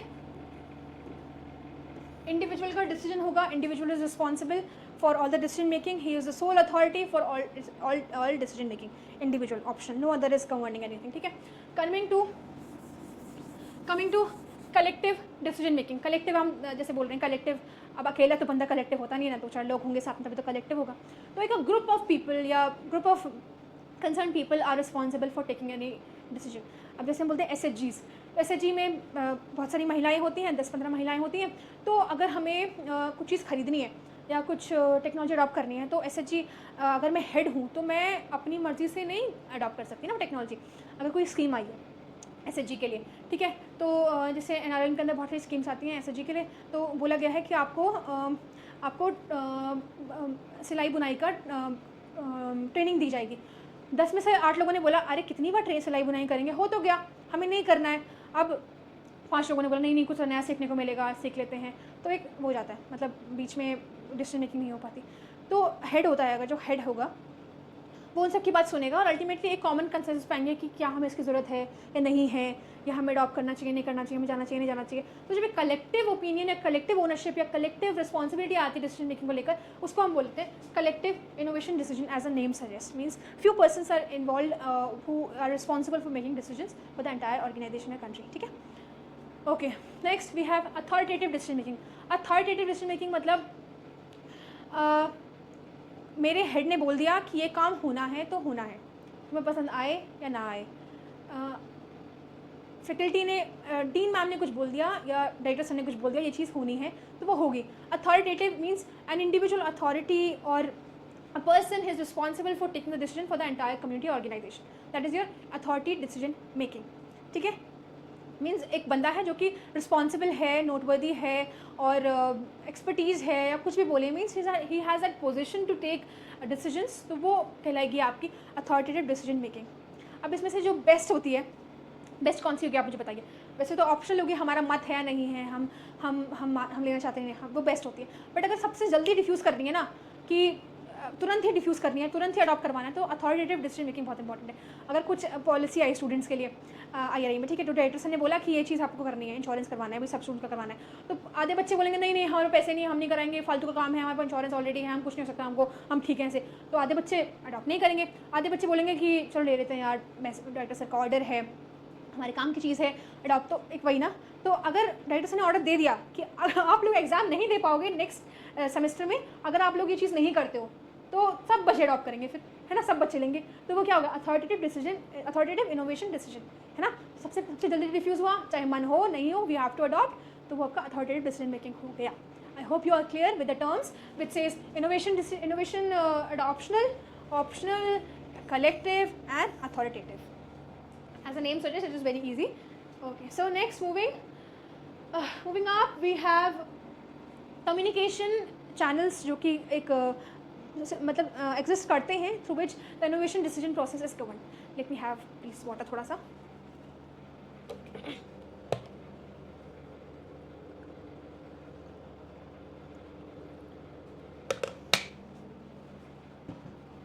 पानी पीते रहना चाहिए। ओके गाइस, सो कमिंग अप, थोड़ा आप पानी पी लीजिए लेक्चर थोड़ा लंबा है, कोई दिक्कत नहीं, ठीक है। हमारा मकसद आपको यह है कि आपको अंडरस्टैंडिंग हो जाए बहुत अच्छे से, आप बिल्कुल नेक्स्ट टाइम कोई आपसे पूछे कि क्या होता है भाई optional diffusion, optional decision making या अथॉरिटेटिव क्या होती है, इनोवेशन क्या होता है, इनोवेशन इन्वेंशन में डिफरेंस क्या होता है, तो आप यूँ बोलें बस हमने ये पढ़ाया था, ये होता है, एग्जाम्पल दे दिए रिलेटिवली, है ना। अब पेपर में क्या होता है, सब्जेक्ट ऑब्जेक्टिव टाइप है, तो आप रिलेट कर पाते हैं, तो आपको आंसर्स बहुत क्लियर लिख सकते हैं। हाँ, निडिता मैम ने बोला था सिंह को टी पसंद है, तो मार्क कर लिया। यहाँ पे ये होता है, इसलिए आपको इतने सारे एग्जाम्पल दे रही हूँ मैं, है ना। डोंट जज me like that. Okay, so coming to communication channel that exist within the social system which lead to diffusion of innovation process. मैंने बताया था ना आपको कि जो डिफ्यूजन होता है वो 4 फैक्टर्स में होता है। कौन कौन 4 फैक्टर्स है बताइए। पहला क्या था, इनोवेशन होना चाहिए, कुछ होना चाहिए ना जिसको डिफ्यूज़ करना है, इनोवेशन होना चाहिए। चैनल ऑफ डिफ्यूजन होने चाहिए, सोशल सिस्टम में डिफ्यूज़ होगा। फिर क्या है, टाइम फ्रेम के अंदर। तो ये चैनल हैं कम्युनिकेशन के। पहला है mass media channel, radio, television, internet, websites, जो कुछ भी है वो सब आपकी newspapers, these are your mass media channels. Coming to interpersonal channels, मेरे फ्रेंड्स, मेरे नोन साइंटिस्ट, मेरे टीचर्स, जिनसे हम कम्युनिकेट कर पाते हैं, इंटरपर्सनल चैनल्स वो हो जाते हैं, ठीक है, कम्युनिकेशन के। फिर आते हैं कॉस्मोपोलाइट चैनल्स। कॉस्मोपोलाइट वो होते हैं those who are out of our social system. जैसे हमारे those are out of our social system, cosmopolite channel. जैसे हमारा एक्सटेंशन साइंटिस्ट है, वो अभी हमारा विकसित कृषि संकल्प अभियान हुआ था, तो साइंटिस्ट जो थे टीम्स में गए थे फार्मर्स फील्ड के पास, फार्मर्स के पास गए थे टेक्नोलॉजी प्रोग्राम्स का फैलाने के लिए, टेक्नोलॉजी क्या क्या आई है उनके प्रॉब्लम सुनने के लिए। तो जो फार्मर्स हैं और जो साइंटिस्ट हैं वो बहुत अलग अलग क्लासेस आते हैं ना, वो उनके डिफरेंट काम वो एक ही एक्सटेंशन का ही कर रहे हैं, बट वो उनके out of the social system के हैं कि हाँ फार्मिंग से रिलेटेड है, बट वो उनके गांव से बाहर है, वो उनके अप्रोच से बाहर है, तो वो कॉस्मोपोलाइट चैनल हो जाते हैं। तो those who are out of a social system. कोई अगर हम बात करें न्यूज़पेपर हो गया या टीवी हो गई, जो भी उनके आउट ऑफ सोशल सिस्टम है, उनकी कम्युनिटी से बाहर है, तो वो आपके कॉस्मोपोलाइट हो जाएंगे। नेक्स्ट है आपका लोकलाइट चैनल्स। लोकलाइट चैनल मतलब अब हमारे गाँव के प्रधान हो गए, गाँव के प्रधान गाँव के ही हैं, काम भी उनका पता है हमें क्या होता है, तो हमारे लोकलाइट चैनल हो गए। हम उनसे पूछेंगे कि हमें टेक्नोलॉजी अप करनी नहीं चाहिए, या कोई अगर हम बोले कि कोई साइंटिस्ट आपके गांव से ही है तो उससे पूछ लिया जो गांव में ही रहता है, हाँ केवीके के पर्सनल जो हो गए, अगर ऐसे बोलें तो वो लोकलाइट चैनल हो गए। तो ये जो चैनल्स हैं, ये जो प्रोसेस हैं, ये कम्युनिकेशन की जो गवर्न करती है कि आपकी जो इनोवेशन है वो डिफ्यूज़ किस तरह से होगी, किस किस वेज में होगी। टीवी में ऐड आ गया, मास मीडिया चैनल हो गया। इंटरपर्सनल चैनल्स, मेरे फ्रेंड ने मुझे रिकमेंड किया कि यार तू ये वाला कोर्स ले ले, it is good, it will help you out, तो वो इंटरपर्सनल हमारे फ्रेंड्स हो गए। कॉस्मोपोलाइट चैनल मैंने आपको बताया, मैं एक स्टूडेंट हूँ, मैं PhD स्कॉलर हूँ एक्सटेंशन में, तो मैंने आपको बताया कि you can have these notes या you can have these books. आपने मुझे पूछा ऐसे करके, तो I am out of your social system, I am out of your university, I am out of your friend group, तो कॉस्मोपोलाइट चैनल हो गया। लोकलाइट चैनल, आपने किसी अपने गांव के किसी इंसान से पूछ लिया या अपने एरिया में पूछ लिया कि ये चीज़ कितने काम की मेरे है, मुझे अडॉप्ट करनी चाहिए नहीं करनी चाहिए। These are your communication channels, ठीक है। Okay, next up we have, हाँ वेरी वेरी वेरी इंपॉर्टेंट, मतलब मैं जितना इंपॉर्टेंट से लिख सकती हूँ आप लिख लीजिए। इसको हम दे देंगे 1 2 3 4 stars, okay. Very very important, इससे आपको क्वेश्चन डेफिनेटली मिलेगा, एक नहीं, दो नहीं, तीन नहीं, आगे आप देखेंगे कितने क्वेश्चन एक ईयर में आए हैं इस डिफ्यूजन कर्व से, या very important, in short very important, ठीक है। इसको मिटा देते हैं, आप सिग्निफिकेंस समझ गए होंगे कितना इंपॉर्टेंट है ना। Okay, coming to adopter categories. अब हमारी सोसाइटी में हम बोलते हैं ना कि हर चीज़ 100% है, परसेंटेज 100% है, तो जो 100% में से कुछ तो ऐसे होंगे ना जो नहीं हमें अडॉप्ट नहीं करना है, हमें नहीं पसंद है, या हाँ काम की चीज़ है, लेट्स अडॉप्ट इट, या फिर चलो हम कुछ नया लेके आते हैं, कुछ नया करते हैं, स्टार्टअप फंडिंग, स्टार्टअप कुछ भी। तो वो डिफरेंट कैटेगरी के लोग हैं, हर कोई एक तरह का नहीं होता, कुछ इजीली मान जाते हैं, कुछ इजीली नहीं मानते, कुछ को मनाना पड़ता है, कुछ को कंपलसरी करना पड़ता है। Different peoples exist in the market, right, in the world exactly. तो वो ऐसे ही हमारी अडॉप्टेड कैटेगरीज होती हैं। ऐसे लोग जो कि इनोवेशन को अडॉप्ट करने की चाह में होते हैं, चाह में नहीं होते हैं, तो कैसे डिवाइडेड होते हैं वो हम इस ग्राफ से देखते हैं, ठीक है। आप देख सकते हैं सबसे पहले होते हैं इनोवेटर्स। एक मिनट, हाँ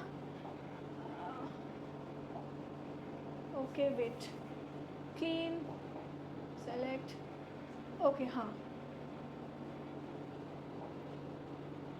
तो इस ग्राफ में हम देख सकते हैं कि सबसे पहले तो ये किस बेसिस पे डिवाइड है, ये इनोवेटिवनेस पे बेसिस पे डिवाइड है। आता है कि अडॉप्टर कैटेगरीज आर डिवाइडेड और कैटेगराइज्ड इनटू व्हाट बेसिस। तो इनोवेटिवनेस समझना कि कितना इनोवेटिव है, कितना प्रोन है, या कितना ईगर है एक individual to adopt new technology. Innovativeness, earliness जिसे हम बोलते हैं, earliness to adopt a new technology, earliness in coming up for the innovation, ठीक है। तो उस बेसिस में डिवाइडेड होता है विद इन टाइम पीरियड। सबसे पहले आते हैं आपके innovators. As the name suggest, innovators are the person who are known as venturesome, gatekeeping, spark plugs और रिस्पेक्टेबल, वो सब अलग है, ठीक है। वेंचरसम वो इंडिविजुअल होंगे जो कि सबसे पहले कोई इनोवेशन को ढूंढेंगे मार्केट में, या हाँ ये चीज़ नहीं आई है, ये चीज़ अभी आई है, सबसे पहले जो इंडिविजुअल होंगे, सबसे बेस्ट वाले, बेस्ट तो नहीं मतलब जो सबसे आगे सबसे धुरंधर होंगे, वो होंगे इनोवेटर्स। मार्केट में कोई टेक्नोलॉजी आई उससे पहले ही उनको पता चल जाता है कि अच्छा साइंटिस्ट ये काम कर रहे हैं और ये आने वाली है नेक्स्ट ईयर, और आप देखना ये बहुत धूम मचाएगी, तो वो आपका इनोवेटिवनेस है, eagerness to know anything, eagerness to involve in a technology, है ना, इन्वॉल्व इन अ इनोवेशन, तो आपके इनोवेटर होते हैं। वेरी इंपॉर्टेंट कि इनका परसेंटेज 2.5%, मैं आपको ना यहाँ पे लिख देती हूँ, ठीक है। Innovators 2.5, early adopters, early majority, late majority and laggards 13.5, 34, 34 and आपके लेगार्ड्स थे 16%। आप इस चीज़ को अपनी नोटबुक में नोट डाउन कर लो, ठीक है। आगे परसेंटेज लगा देंगे, sorry for this bad hand writing but कोई बात नहीं, ठीक है। तो ये आपका डिवीजन है 100%, इनका कैलकुलेट करो तो 100% आता है, ठीक है, कॉमन सेंस है। तो जो इनोवेटर्स होते हैं वो सोसाइटी में 2.5% हम बोलते हैं कि वो होते हैं। ये रॉजर्स ने दिया है, किसने, रॉजर्स ने दिया है, ठीक है, मैंने अपनी मर्जी से नहीं बोला ये, ठीक है। Early adopters 13.5%, early majority, late majority, laggards 34, 16, 2.5, 13.5, 34 and 16%। मैं उम्मीद करती हूँ कि आप इसको बाय हार्ट लर्न कर देंगे। इसमें वो है स्टार्ट से है तो कुछ ऐसे समझने ऐसा कुछ नहीं है, बट आप इसे लर्न करेंगे, आगे आप क्वेश्चन देखेंगे कि इससे क्वेश्चन बन के आएगा, वहाँ आपसे पूछूंगी इसका आंसर क्या था, then I see how much you have learned up, okay. तो आप इसे 2.5, 13, 13.5, 34 एंड 3 कॉमन सेंस, ठीक है। 16 डबल कर लीजिएगा and 2 3, okay. So coming up to okay categories of adopter categories. सबसे पहले होते हैं इनोवेटर्स। इनका क्वेश्चन आते हैं कि इनको और किस नाम से बोला जाता है। मैंने बताया ना, स्पार्क प्लग्स, गेट कीपिंग इनका बहुत इंपॉर्टेंट फैक्टर है। They are venturesome, they are very prone to everything, है ना, बहुत they are the first one to engage into technology. Innovation आने से पहले उन्हें पता चल जाता है कि अच्छा की मार्केट में आने वाली है, ठीक है। तो they are innovators, they are the one who grab the technology और सबसे पहले उसे लेके आते हैं मार्केट में, या इनोवेट खुद भी करते हैं, okay. They are innovator, they are 2.5% of the 100%। Coming to early adopters. Early adopters को हम बोलते हैं रिस्पेक्टेबल हम इन्हें बोलते हैं। ये होते हैं opinion leaders, basically opinion leaders ना कम्युनिटी, मतलब एरिया में कम्युनिटी में ओपिनियन लीडर्स होंगे, है ना। They are the one who are responsible to take up the technology at first, कि किसी विलेज में टेक्नोलॉजी है से पहले वो अडॉप्ट करेंगे। अर्ली अडॉप्टर 13.5% हो जाता है, ठीक है। इनका नाम ध्यान रखेंगे, इन्हें क्या क्या और बोला जाता है, वो इंपॉर्टेंट है, वो आप देख लेंगे और लर्न भी करेंगे। Next coming to we have early majority. Early majority, they are known as the deliberate one. They are the one who adopt the technology before common man. मतलब गांव के सब लोग अडॉप्ट करें उससे पहले ये इसे अडॉप्ट करते हैं। थोड़ा ज़्यादा प्रो होते हैं, थोड़ा आगे होते हैं नॉर्मल पीपल से, कॉमन जनता से थोड़ा आगे होते हैं, इसलिए they are no the early majority people. 34% है, रिस्पेक्टेबल होते हैं। ये भी ओपिनियन लीडर होते हैं, बट ये लोकल कम्युनिटी में ओपिनियन लीडर होते हैं। Early adopters, they are opinion leaders in the majority, means community में, पूरे बोलेंगे कि पूरे अगर ओवरऑल एरिया में, मगर जो अर्ली मेजॉरिटी होते हैं they are the opinion leader in the locality, कुछ लोकल पीपल के या कुछ समाज के या कुछ उस तरह से होंगे, तो वो आपके अर्ली मेजॉरिटी हो जाते हैं, ठीक है। रिस्पेक्टेबल बोलते हैं, ये आपकी फ्रेंड्स होंगे, ओपिनियन लीडर्स होते हैं जो कि गांव के नोन होते हैं, एक्सपर्टीज होते हैं। Coming to late majority, same 34% होते हैं। Late majority are the one who have pragmatic behaviour, they have they are skepticals, they are the one जो कि अडॉप्ट करते हैं technology after the average person have adopted, मतलब गांव की आधी जनता ने कर लिया, अब जाके हम अडॉप्ट करेंगे टेक्नोलॉजी को। They are the afterwards. Early majority before the common man, before the average persons, average individuals in the community, and later majority are the one who adopt technology after the average persons have able to adopted, ठीक है। Early majority pragmatic होते हैं, sceptical. Pragmatic मतलब practical implementation देख लिया कि हाँ भाई अब उसके खेत में सही चल रहा है, सही चल रही है वो दवाई और सही चल रहे हैं वो बीज, तो इस वैरायटी को अब हम अडॉप्ट कर सकते हैं। हमने देख लिया प्रैक्टिकली आप सही है करके, ठीक है। स्केप्टिकल है, शक्की होते हैं, कॉशियस होते हैं कि सही चलेगी नहीं चलेगी, करें ना करें, तो लोगों को करने देते हैं आधी जनता को, फिर देखिए करनी नहीं करनी, अडॉप्ट करनी नहीं करनी, कार लेनी नहीं लेनी, फ़ोन लेना नहीं लेना, ठीक है। तो ये आपकी अर्ली मेजॉरिटी हो जाते हैं, प्रेगमेटिक, कॉशियस, स्केप्टिकल, है ना। ओके, अब आते हैं मेरे फेवरेट लेगार्ड्स। इनको कोई मतलब नहीं दिन दुनिया से, क्या चल रहा है छोड़ो, भाड़ में जाए दुनिया, हम तो अपनी खुद में रहते हैं। लेगार्ड्स 16% ऑफ 100%, ठीक है। लेगार्ड्स आपके बहुत इंपॉर्टेंट भी होते हैं, सिर्फ ये नहीं कि कोई मतलब नहीं इनोवेशन से, वेरी इंपॉर्टेंट ये होते हैं कस्टोडियंस ऑफ ट्रेडिशनल नॉलेज। ये क्वेश्चन बहुत बन के आता है, I am writing the short form. Laggards are the one who are known as the diehards, parochials, drones, और उनको कोई मतलब नहीं होती दुनिया से कि क्या चल रहा है, कौन सी इनोवेशन आई नहीं आई, हम अपनी खुद में रहते हैं, हम अपनी ट्रेडिशनल टेक्नोलॉजी जो है, ट्रेडिशनल वे जो है, हम उसमें रहते हैं। That's why they are known as the custodians of traditional knowledge, means the ones person who are responsible for bringing और सस्टेनिंग द ट्रेडिशनल नॉलेज, वो होते हैं लेगार्ड्स, ठीक है। जो अपनी परंपराओं को अपने अभी भी संजो के रखते हैं, जो कि बहुत इंपॉर्टेंट है मेरे अकॉर्डिंग, बहुत इंपॉर्टेंट है। हम कितने भी इनोवेट हो जाएं, हमें रूट्स को कभी नहीं भूलना चाहिए, हम कहाँ से उठ के आए हैं उसको कभी नहीं भूलना चाहिए। तो laggards are very important, though they are not that much involve in the innovation process, they are the last one to adopt technology. जब वो टेक्नोलॉजी पुरानी हो जाएगी तब उनको होश आएगा चलो अडॉप्ट कर लेते हैं, या कोई कंपल्शन होगा कि नहीं आपको अडॉप्ट करना ही करना पड़ेगा, अदरवाइज आपको इकोनॉमिक लॉस होगा या कुछ कंपल्सरी एक्शन लिया जाएगा, तब वो जाके अडॉप्ट करते हैं, वरना उनको कोई मतलब नहीं है कि क्या चीज़ करनी है, ठीक है। तो पैरोकियल्स बोलते हैं, डाईहार्ड्स बोलते हैं, ट्रेडिशनल नॉलेज के लिए बोलते हैं, ओके, ड्रोन्स बोलते हैं लेगार्ड्स को। कस्टोडियन ट्रेडिशनल नॉलेज ध्यान रखेंगे। Ultimately this is the beautiful graph of adopter categories: early innovators, early adopters, early majority, late majority, and ultimately laggards. Okay, next coming up, मैंने आपको बताया था ये आपके adopter categories होती हैं, ये परसेंटेज आप ध्यान रखेंगे, you need to mug it up, बहुत अच्छे से आप इसको लर्न कर लीजिएगा। मैंने बताया था innovators who are the very first person to get involve in diffusion, innovation आने से पहले उनको पता चल जाता है। Venturesome, prone to engaging into ventures, नए चीज़ों को करने के लिए बहुत डेलिबरेट। अर्ली अडॉप्टर्स मैंने बताया था रिस्पेक्टेबल होते हैं, ओपिनियन लीडर्स होते हैं, जिनकी लोग बात सुनते हैं, उनसे ओपिनियन लिया जाता है, गांव में कुछ इंपॉर्टेंट करना है या कुछ नई टेक्नोलॉजी लेनी है तो दे आर रिस्पेक्टेबल पीपल, है ना, opinion leaders. Early majority they are deliberate enough, उनको उत्सुकता होती है जानने की क्या चल रहा है क्या नहीं चल रहा है, क्या अडॉप्ट करना है नहीं करना है, डेलिबरेट। लेट मेजॉरिटी रिस्पेक्टेबल, शक्की होते हैं, पहले लोगों को करने देते हैं फिर देखेंगे क्या आप काम कर रहा है नहीं कर रहा है, नुकसान होगा तो उसका होगा, मैं बच जाऊँगा, तो स्केप्टिकल होते हैं वो चीज़ों को लेकर। लेगार्ड्स ट्रेडिशनल फोबिक्स होते हैं, उनको डर रहता है कि नहीं हमें कुछ नुकसान ना हो या उसका, ठीक है। यहाँ के कुछ की फीचर्स दिए गए हैं, जैसे हमने बताया इनोवेटर्स अब जो होते हैं ना, इनोवेटर्स और रिस्क टेकर्स ऑल्सो, उनको अगर कोई नुकसान हुआ ना तो छोटा मोटा रिस्क उठा लेते हैं कि नहीं भैया कुछ पाने के लिए कुछ खोना पड़ता है ना, तो they are ready for that, तो they are risk takers, basically financially secure होते हैं। जो इनोवेटिव फार्मर्स होते हैं ना वो छोटी मोटी टेक्नोलॉजी से फेल से नहीं डरते हैं, उनके पास इनफ पैसा होता है बाद में भी, है ना, क्यूरियस होते हैं जानने को लेकर क्या नया आया है मार्केट में। Coming to early adopters, early adopters आप बेसिकली ओपिनियन लीडर मैंने बताया ना, लोग उनकी बात सुनते हैं तो वो लोगों को इन्फ्लुएंस भी करते हैं। एजुकेटेड पीपल होते हैं, दे आर बिट लोगों से थोड़ा आगे होते हैं, सोशली फॉरवर्ड होते हैं, उनका लोग उन पर भरोसा करते हैं ना, they are often trusted by peer groups.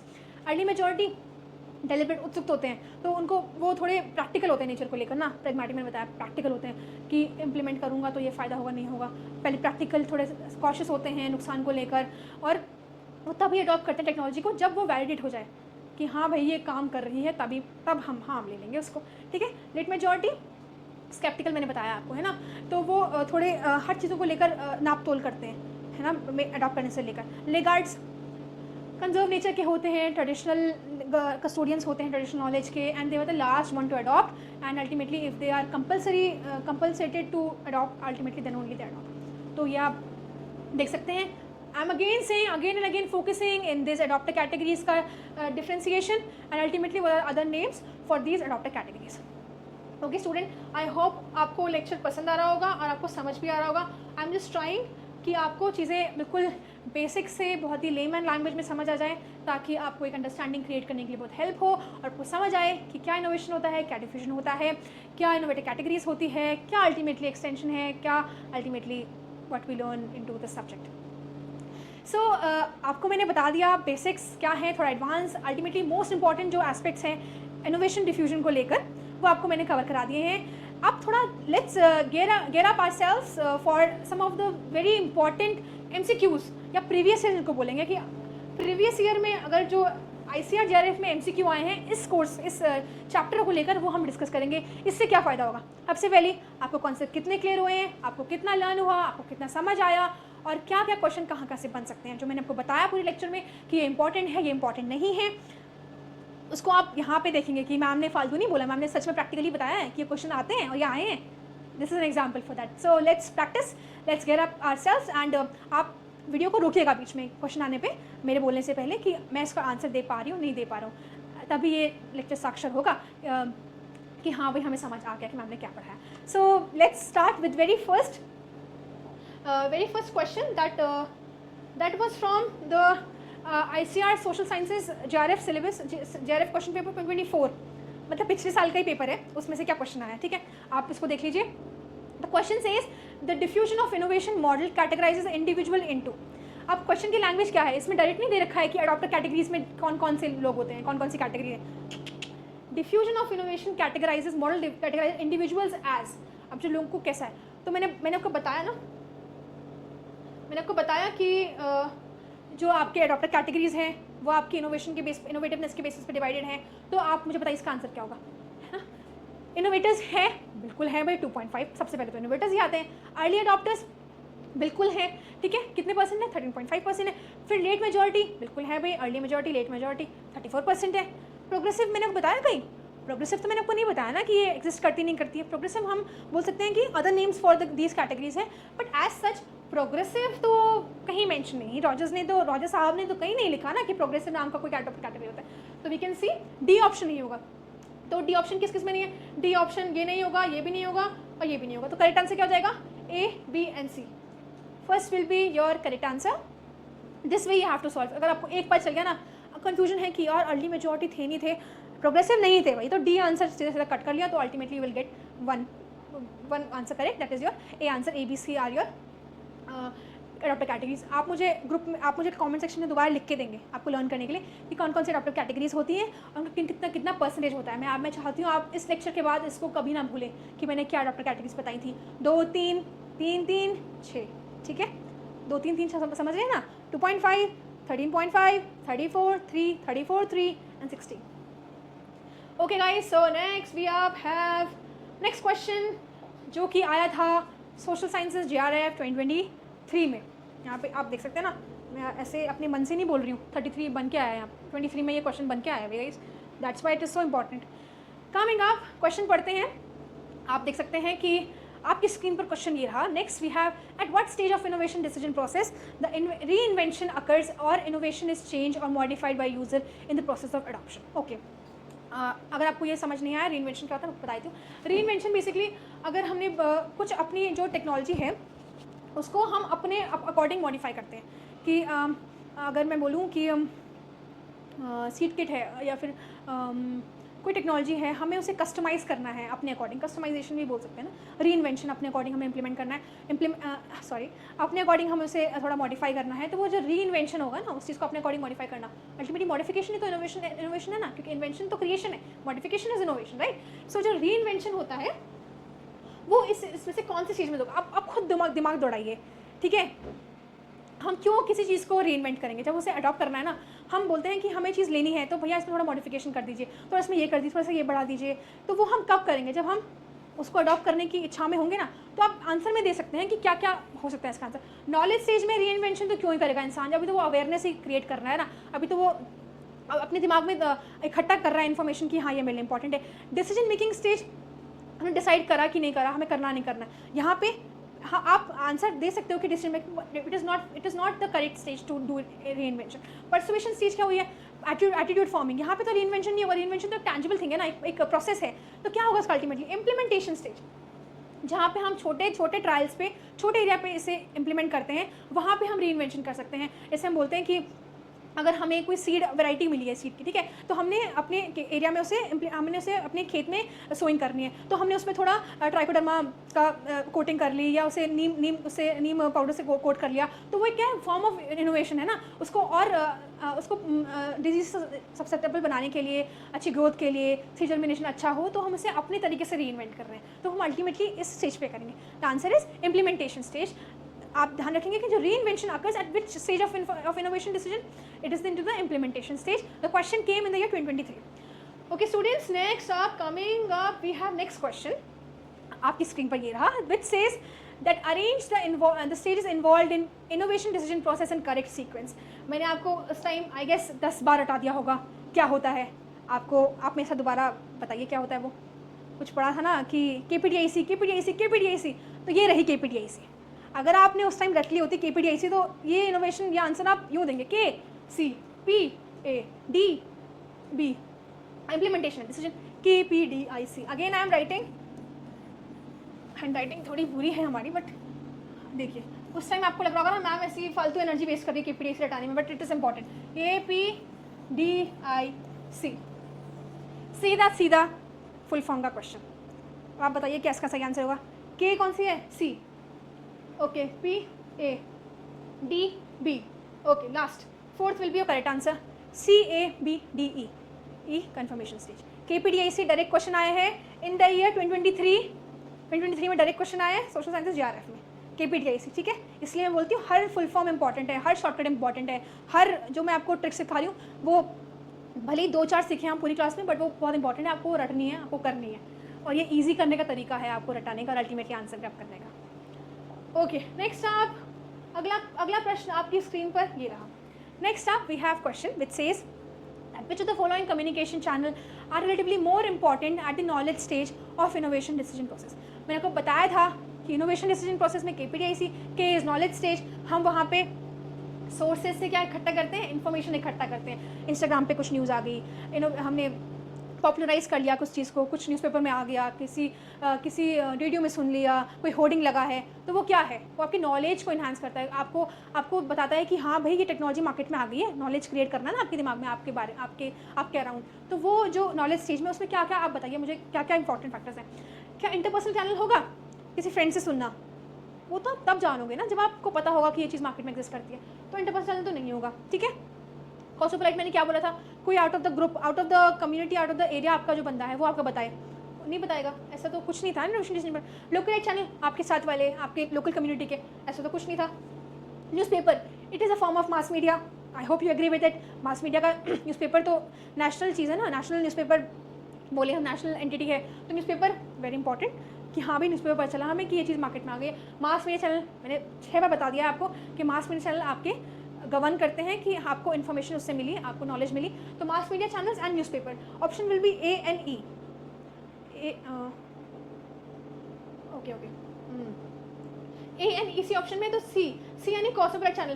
कॉस्मोपोलाइट channel मतलब अब इसका एग्जांपल आप देखिए, ठीक है। यहाँ पे आप कंफ्यूज हो सकते थे कि अब मास मीडिया आपको बचल गया, न्यूज़पेपर A और E आपके सिर्फ इसी में आ रहा था, अब आप बोलेंगे सी ऑप्शन है या नहीं है। अगर ऑप्शन होता है या फिर A और E, तो फिर आप क्या करते हैं, ठीक है। सी क्या है, कॉस्मोपोलाइट चैनल। कॉस्मोपोलाइट चैनल मतलब क्या होते हैं, जो आपके out of the social system होते हैं। आप देखिए विकसित भारत में क्या हुआ था, हमारे साइंटिस्ट थे वो गाँव गए थे, उन्होंने बताया था ये स्कीम्स ये है, ये स्कीम्स ये हैं, प्रोग्राम ये चल रहे हैं, आप ये वैरायटी यूज़ करिए, आपके लिए अच्छा है। तो वो आपके भले out of the social system है, बट आपके अंदर वो एक नॉलेज क्रिएट कर रहे हैं ना, एक डोमेन क्रिएट कर रहे हैं कि ये मार्केट में नया आया है, you can think about it. तो वो भी नॉलेज क्रिएशन का फैक्ट हुआ। तो इसलिए cosmopolite channels are also important, but basically mass media channels are, अगर टिपिकली देखें या अकॉर्डिंग टू बुकिश देखें, तो mass media channels are the one sole months who are important into the diffusion of innovation into knowledge stage. Cosmopolite channel आपके बाद में आते हैं, लेटेस्ट आपकी पर्सुएशन स्टेज होती है या फिर डेलिब्रेशन स्टेज होती है, वहाँ काम आते हैं। बट अकॉर्डिंग टू क्वेश्चन अगर आएगा तो how you will solve it, तो कॉस्मोपोलाइट चैनल, न्यूज़पेपर्स एंड आपके mass media channels are important for diffusion of innovation at the knowledge stage. अगला प्रश्न आपकी स्क्रीन पर ये रहा, जो कि आया 2023 में, which says that which of the following are the main elements of diffusion of a new innovation. मैंने आपको बताया था 5 factors, attributes, perceived attributes of innovation, जो कि गवर्न करते हैं कि ये इनोवेशन अडॉप्ट होगी या नहीं होगी। तो वही यहाँ पे दिया है, ठीक है। अब मुझे बताइए जो 5 चीज़ें क्या थी, innovation, communication channel, social system, awareness and interest. Innovation, हाँ भाई, अब जब मेन एलिमेंट है डिफ्यूज़, क्या डिफ्यूज़ करेंगे, बात तो डिफ्यूज़ नहीं करेंगे, something should be tangible enough, तो इनोवेशन, हाँ भाई, ठीक है। फिर क्या था, इनोवेशन की बात क्या था आपका, communication channel, mass media, interest groups, कुछ कुछ आपके फ्रेंड्स, फैमिली, वो आपके चैनल्स हो गए, मैंने बताया था ना, इनोवेशन देन कम्युनिकेशन चैनल। अब किस में होगा डिफ्यूज़, एक सोशल सिस्टम में, मैंने बताया था विमेन के लिए इंपॉर्टेंट है तो विमेन की स्कीम्स है तो विमेन के SHG के थ्रू जाएंगी, कुछ फार्मर्स के लिए इंपॉर्टेंट है तो फार्मर्स ग्रुप्स में जाएंगी। सोशल सिस्टम बहुत इंपॉर्टेंट, नॉर्थ ईस्ट की कोई स्कीम आई है तो वो आप थोड़ी राजस्थान में इंप्लीमेंट कर दोगे, आपको वो नॉर्थ ईस्ट में इंप्लीमेंट करनी है, सोशल सिस्टम में इंप्लीमेंट करनी है। एंड आपकी ABC, ठीक है। Awareness and interest as such main elements of diffusion नहीं होते हैं, तो आपका आंसर क्या हो जाएगा, A, B and C, answer option number 1 will be correct. इसका चौथा फैक्टर क्या था वो आप मुझे कमेंट सेक्शन में बताएंगे। What was the fourth element of one of the fourth main element of diffusion of an idea, comment section please. Okay, so next up we have question again in year 2023। देखिए कितने सारे question आ गए एक ही exam में, एक ही time पे। Which adopter category possesses the greatest degree of opinion leadership in a social system. मैंने आपको बताया था कि कैटेगरीज होती हैं, इनोवेटर्स आर द जो नए होते हैं, आउट ऑफ सोशल सिस्टम होते हैं, वो उनको दुनिया से कोई मतलब नहीं, वो बस अपना ही वेंचर करते रहते हैं। फिर आते हैं आपके, कौन आए थे, अर्ली अडॉप्टर या अर्ली मेजॉरिटी, ठीक है। तो greatest degree of opinion leadership जो होती है वो होती है आपकी अर्ली अडॉप्टर्स में, ठीक है, सोशल सिस्टम में, क्योंकि हम इनकी बात मानते हैं ना, इनकी बात मानते हैं और इनके पास जाते हैं वो करने के लिए। तो ओपिनियन लीडर हम बोलेंगे of a community is your early adopter, answer will be second, early adopter. Next up we have question which again came in year 2023, MCQ previous year है, जो कि बोलता है कि the following are the main elements of diffusion, what are the main elements of diffusion process in correct sequence. ये हमने कर लिया ना। नेक्स्ट KPTI से मैंने आपको बता दिया था। ओके, नेक्स्ट क्वेश्चन, ये भी हमने कर लिया था। Okay, slide something problem, then innovation, ये भी हमने कर लिया था, ये भी हमने अडॉप्ट कर लिया है। Okay, this question again came in 2023 year, ये देख सकते हैं आप स्क्रीन पे। Question says in the adopted categories what is the percentage of early adopters in social system to adopt innovation. उस टाइम मैंने आपको यहाँ पर प्रॉपर टेबल बताई है कितना परसेंटेज है, किस में 2 3 2 3 3 2 3 3 फिर 3 एंड फिर 6, आप इसको इस तरह से लर्न करेंगे, है ना। अब कितना इसका परसेंटेज होगा, क्या पूछ कर रहा है क्वेश्चन, अर्ली अडॉप्टर्स। 2.5 किसका होता है, सबसे कम जो होंगे, सबसे क्योंकि जो क्रीम होती है वो अल्टीमेटली दूध से तो थोड़ी कम ही होती है ना, तो 2.5 इनोवेटर्स, है ना। इनोवेटर बताया मैंने आपको। फिर 33, फिर आपके 16 कौन होते हैं, लेगार्ड्स, जिनको कोई मतलब नहीं होता दुनिया से, वो आपके लेगार्ड्स हो गए। 34%, 34 क्या होते हैं, early majority, late majority, same ratio, it will not be difficult to you learn. फिर आपका आता है लास्ट में 13.5, जो कि होते हैं आपके early adopters. Once again I am writing here 2.5 innovators, 13.5 early adopters, 34 early majority, 34 late majority and 16% are your laggards, ठीक है। ये सीक्वेंस आप ध्यान रखेंगे। इनोवेटर्स, आप कंफ्यूज ना होए कि अर्ली मेजॉरिटी पहले आएगा या अर्ली अडॉप्टर पहले आएगा। Early majority late majority same ही है, तो पहले अर्ली अडॉप्टर आएंगे, फिर आते हैं आपके early majority, late majority and ultimately laggard 16%। ये क्वेश्चन आप देख सकते हैं, डायरेक्ट क्वेश्चन उठ के आया परसेंटेज में, ठीक है। Okay, next question we have again from the paper of 2023 social sciences. मैं बता रही थी ना आपको कि मैथ्स द फॉलोइंग में डायरेक्ट क्वेश्चन आते हैं कि इसको क्या बोलते हैं, इनोवेटर्स को क्या बोला जाता है, और तो ये लीजिए वो क्वेश्चन है, ठीक है।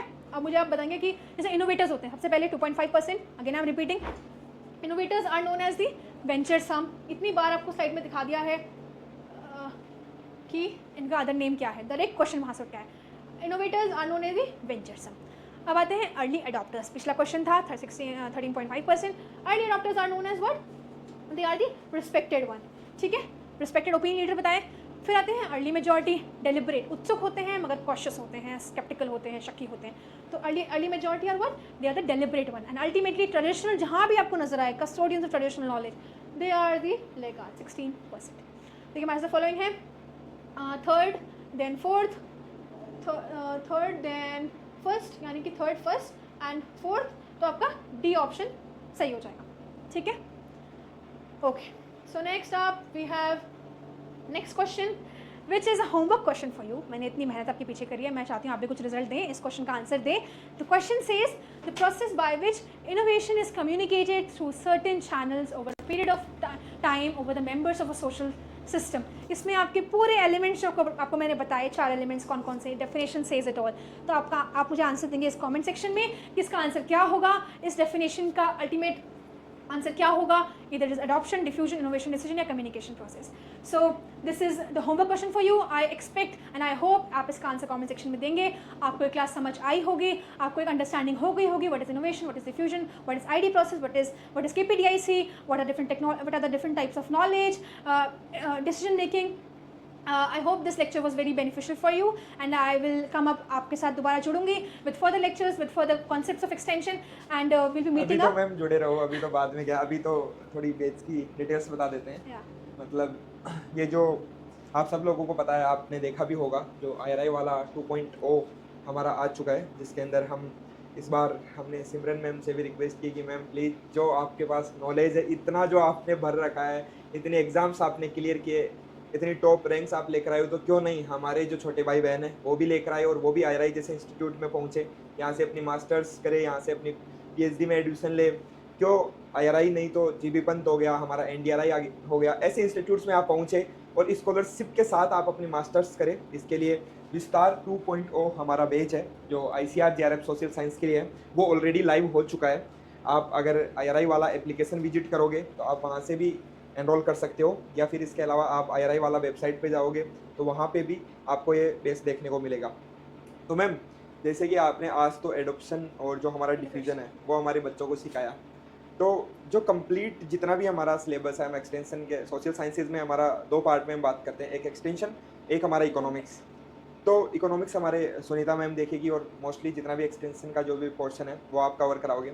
तो इसी प्रकार से होगा, मतलब Yes. पूरा क्लियर हो जाएगा। जैसे कि आपने जितना भी कंटेंट पढ़ाया, मैं देख रहा था कि जितने भी POIQ है, ये तो 2 साल के POIQ मैडम ने यहाँ पे कलेक्ट किए थे केवल 2023 और 24 के।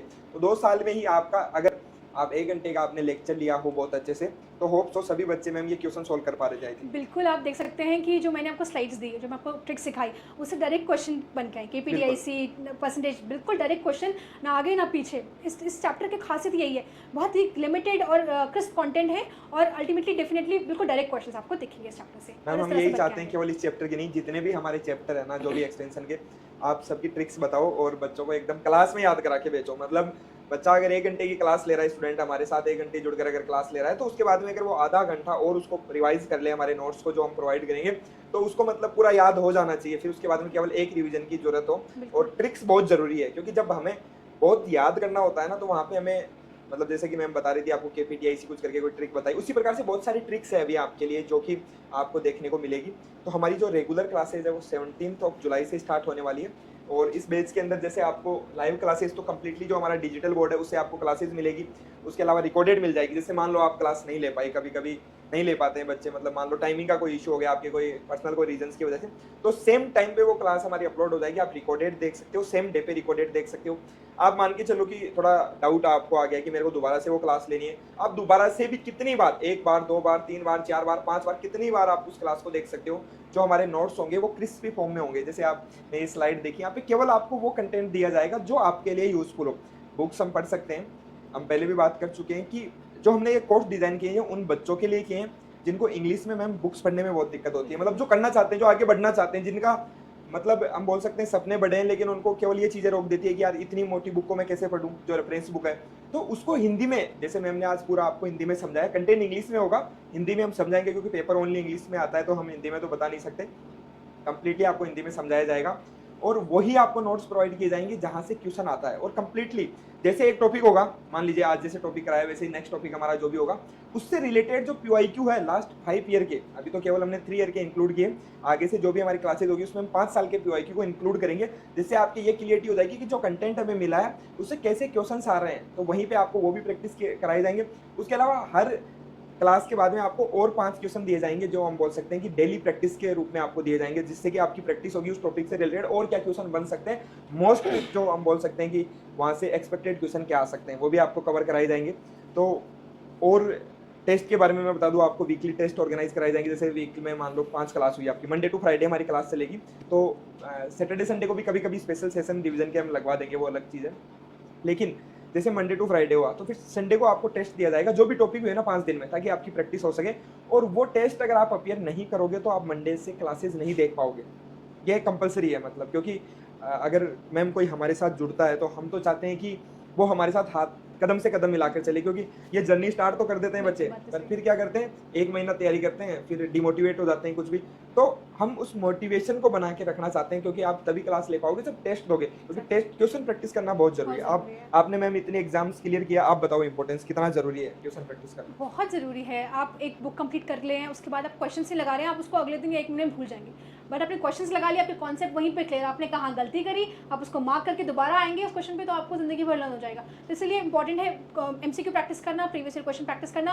और आप पेपर में देखेंगे ना 5 एमसीक्यू तो प्रीवियस से निकल सकते, प्रीवियस पेपर से निकल के आ जाते हैं, रिपीट हो जाते हैं। बिल्कुल, तो ये इंपॉर्टेंस है क्वेश्चन। और मैम जेआरएफ के हम चाहते हैं कि जैसे एक्सटेंशन का पीएचडी का पेपर अलग होता है, देखो बेटा बता दो, एसआरएफ का अलग होता है, तो जो एसआरएफ में क्वेश्चन आ रहे हैं उस टॉपिक से वो भी हम कवर कराएंगे, ताकि कहीं से हमारा छूटना नहीं चाहिए। हम नहीं चाहते कि कोई भी क्वेश्चन हमारा छूटे, तो जो एक्सटेंशन में आ चुके हैं एसआरएफ में वो भी हम कवर कराएंगे, आपको बताएंगे, टॉपिक वाइज हम करेंगे, वो सब कुछ आपको मिलेगा।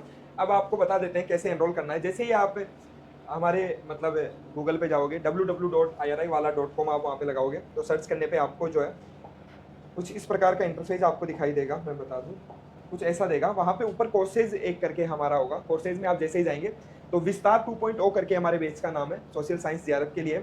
आप उस पर अगर नीचे यहाँ पे देखोगे बाई नाउ करोगे, तो फर्स्ट 50 स्टूडेंट्स के लिए जो है हमने खास जो है हमारे जो फर्स्ट 50 का कोड जो है वो ऑटोमेटिक वहाँ पे आ जाएगा, और आप केवल 4,594 रुपीज़ में ही अभी एनरोल कर सकते हो। अगर आप अभी एनरोल करोगे तो आपको केवल 4,594 रुपीज़ ही पे करना होगा। ये ओनली फर्स्ट 50 स्टूडेंट्स के लिए।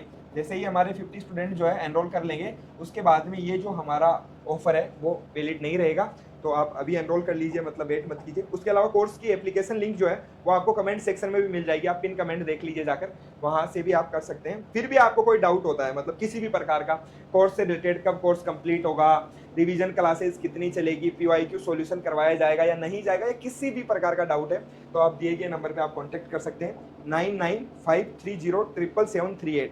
ओके, आप इस पे मैसेज कर दीजिएगा, आप इस पे व्हाट्सएप पे मैसेज कर देना, जो भी आपका डाउट हो तो उसको आपका सोल्व कर दिया जाएगा, किसी भी प्रकार का। अगर आप कोर्स में एनरोल कर रहे हो तो कभी कभी क्या टेक्निकल ग्लिच की वजह से नहीं कर पाते हो, अगर वो इशू भी आ रहा है, पेमेंट नहीं हो पा रहा है या कुछ भी, तो उसके लिए भी आप इस नंबर पर मैसेज कर सकते हो।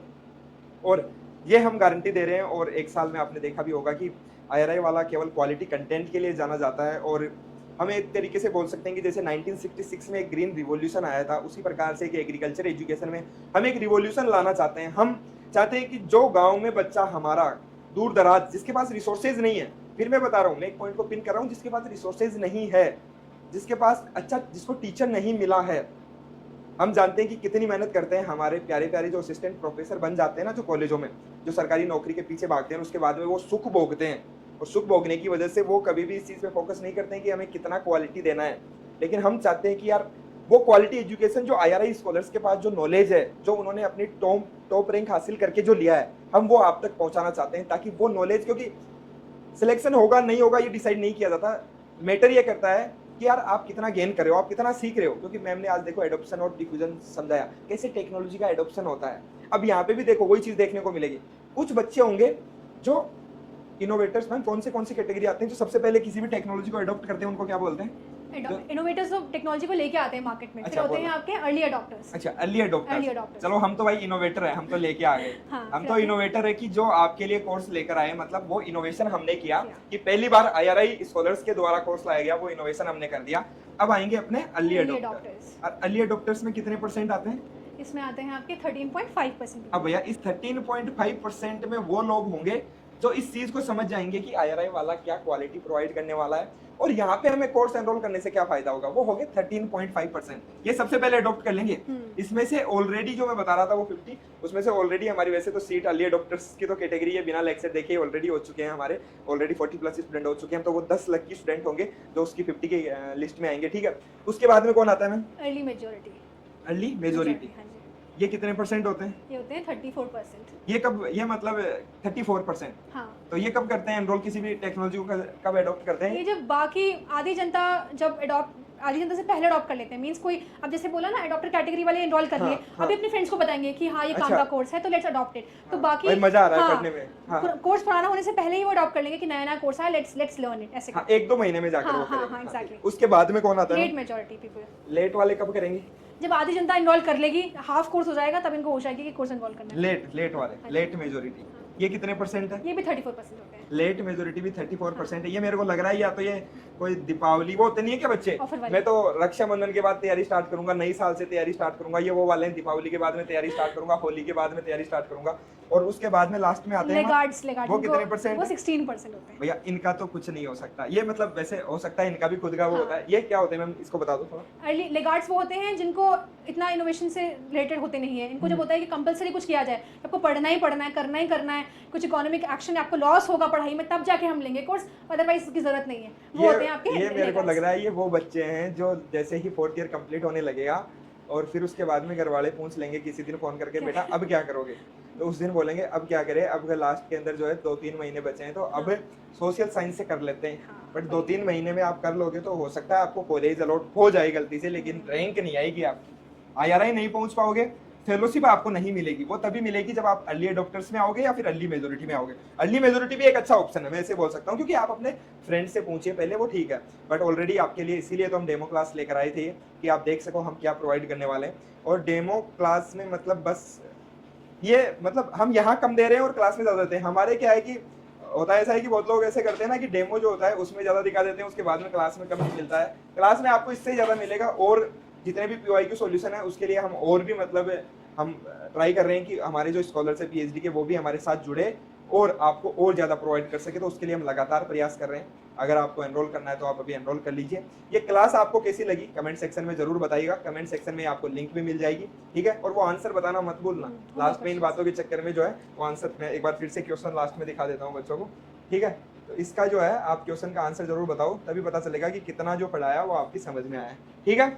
ओके, और 17th को मिलते हैं हम क्लास के अंदर, 17th को हम क्लास में मिलेंगे और कंप्लीट हमारा ओरिएंटेशन प्रोग्राम होगा। उस दिन आपको बताया जाएगा कैसे हम क्लासेस अरेंज होगी, कंप्लीट शेड्यूल आपको दिया जाएगा कि कब कौन सी क्लास होने वाली है, सब कुछ आपको 17th को बताया जाएगा। तो 17th को मिलते हैं क्लास में। जय हिंद।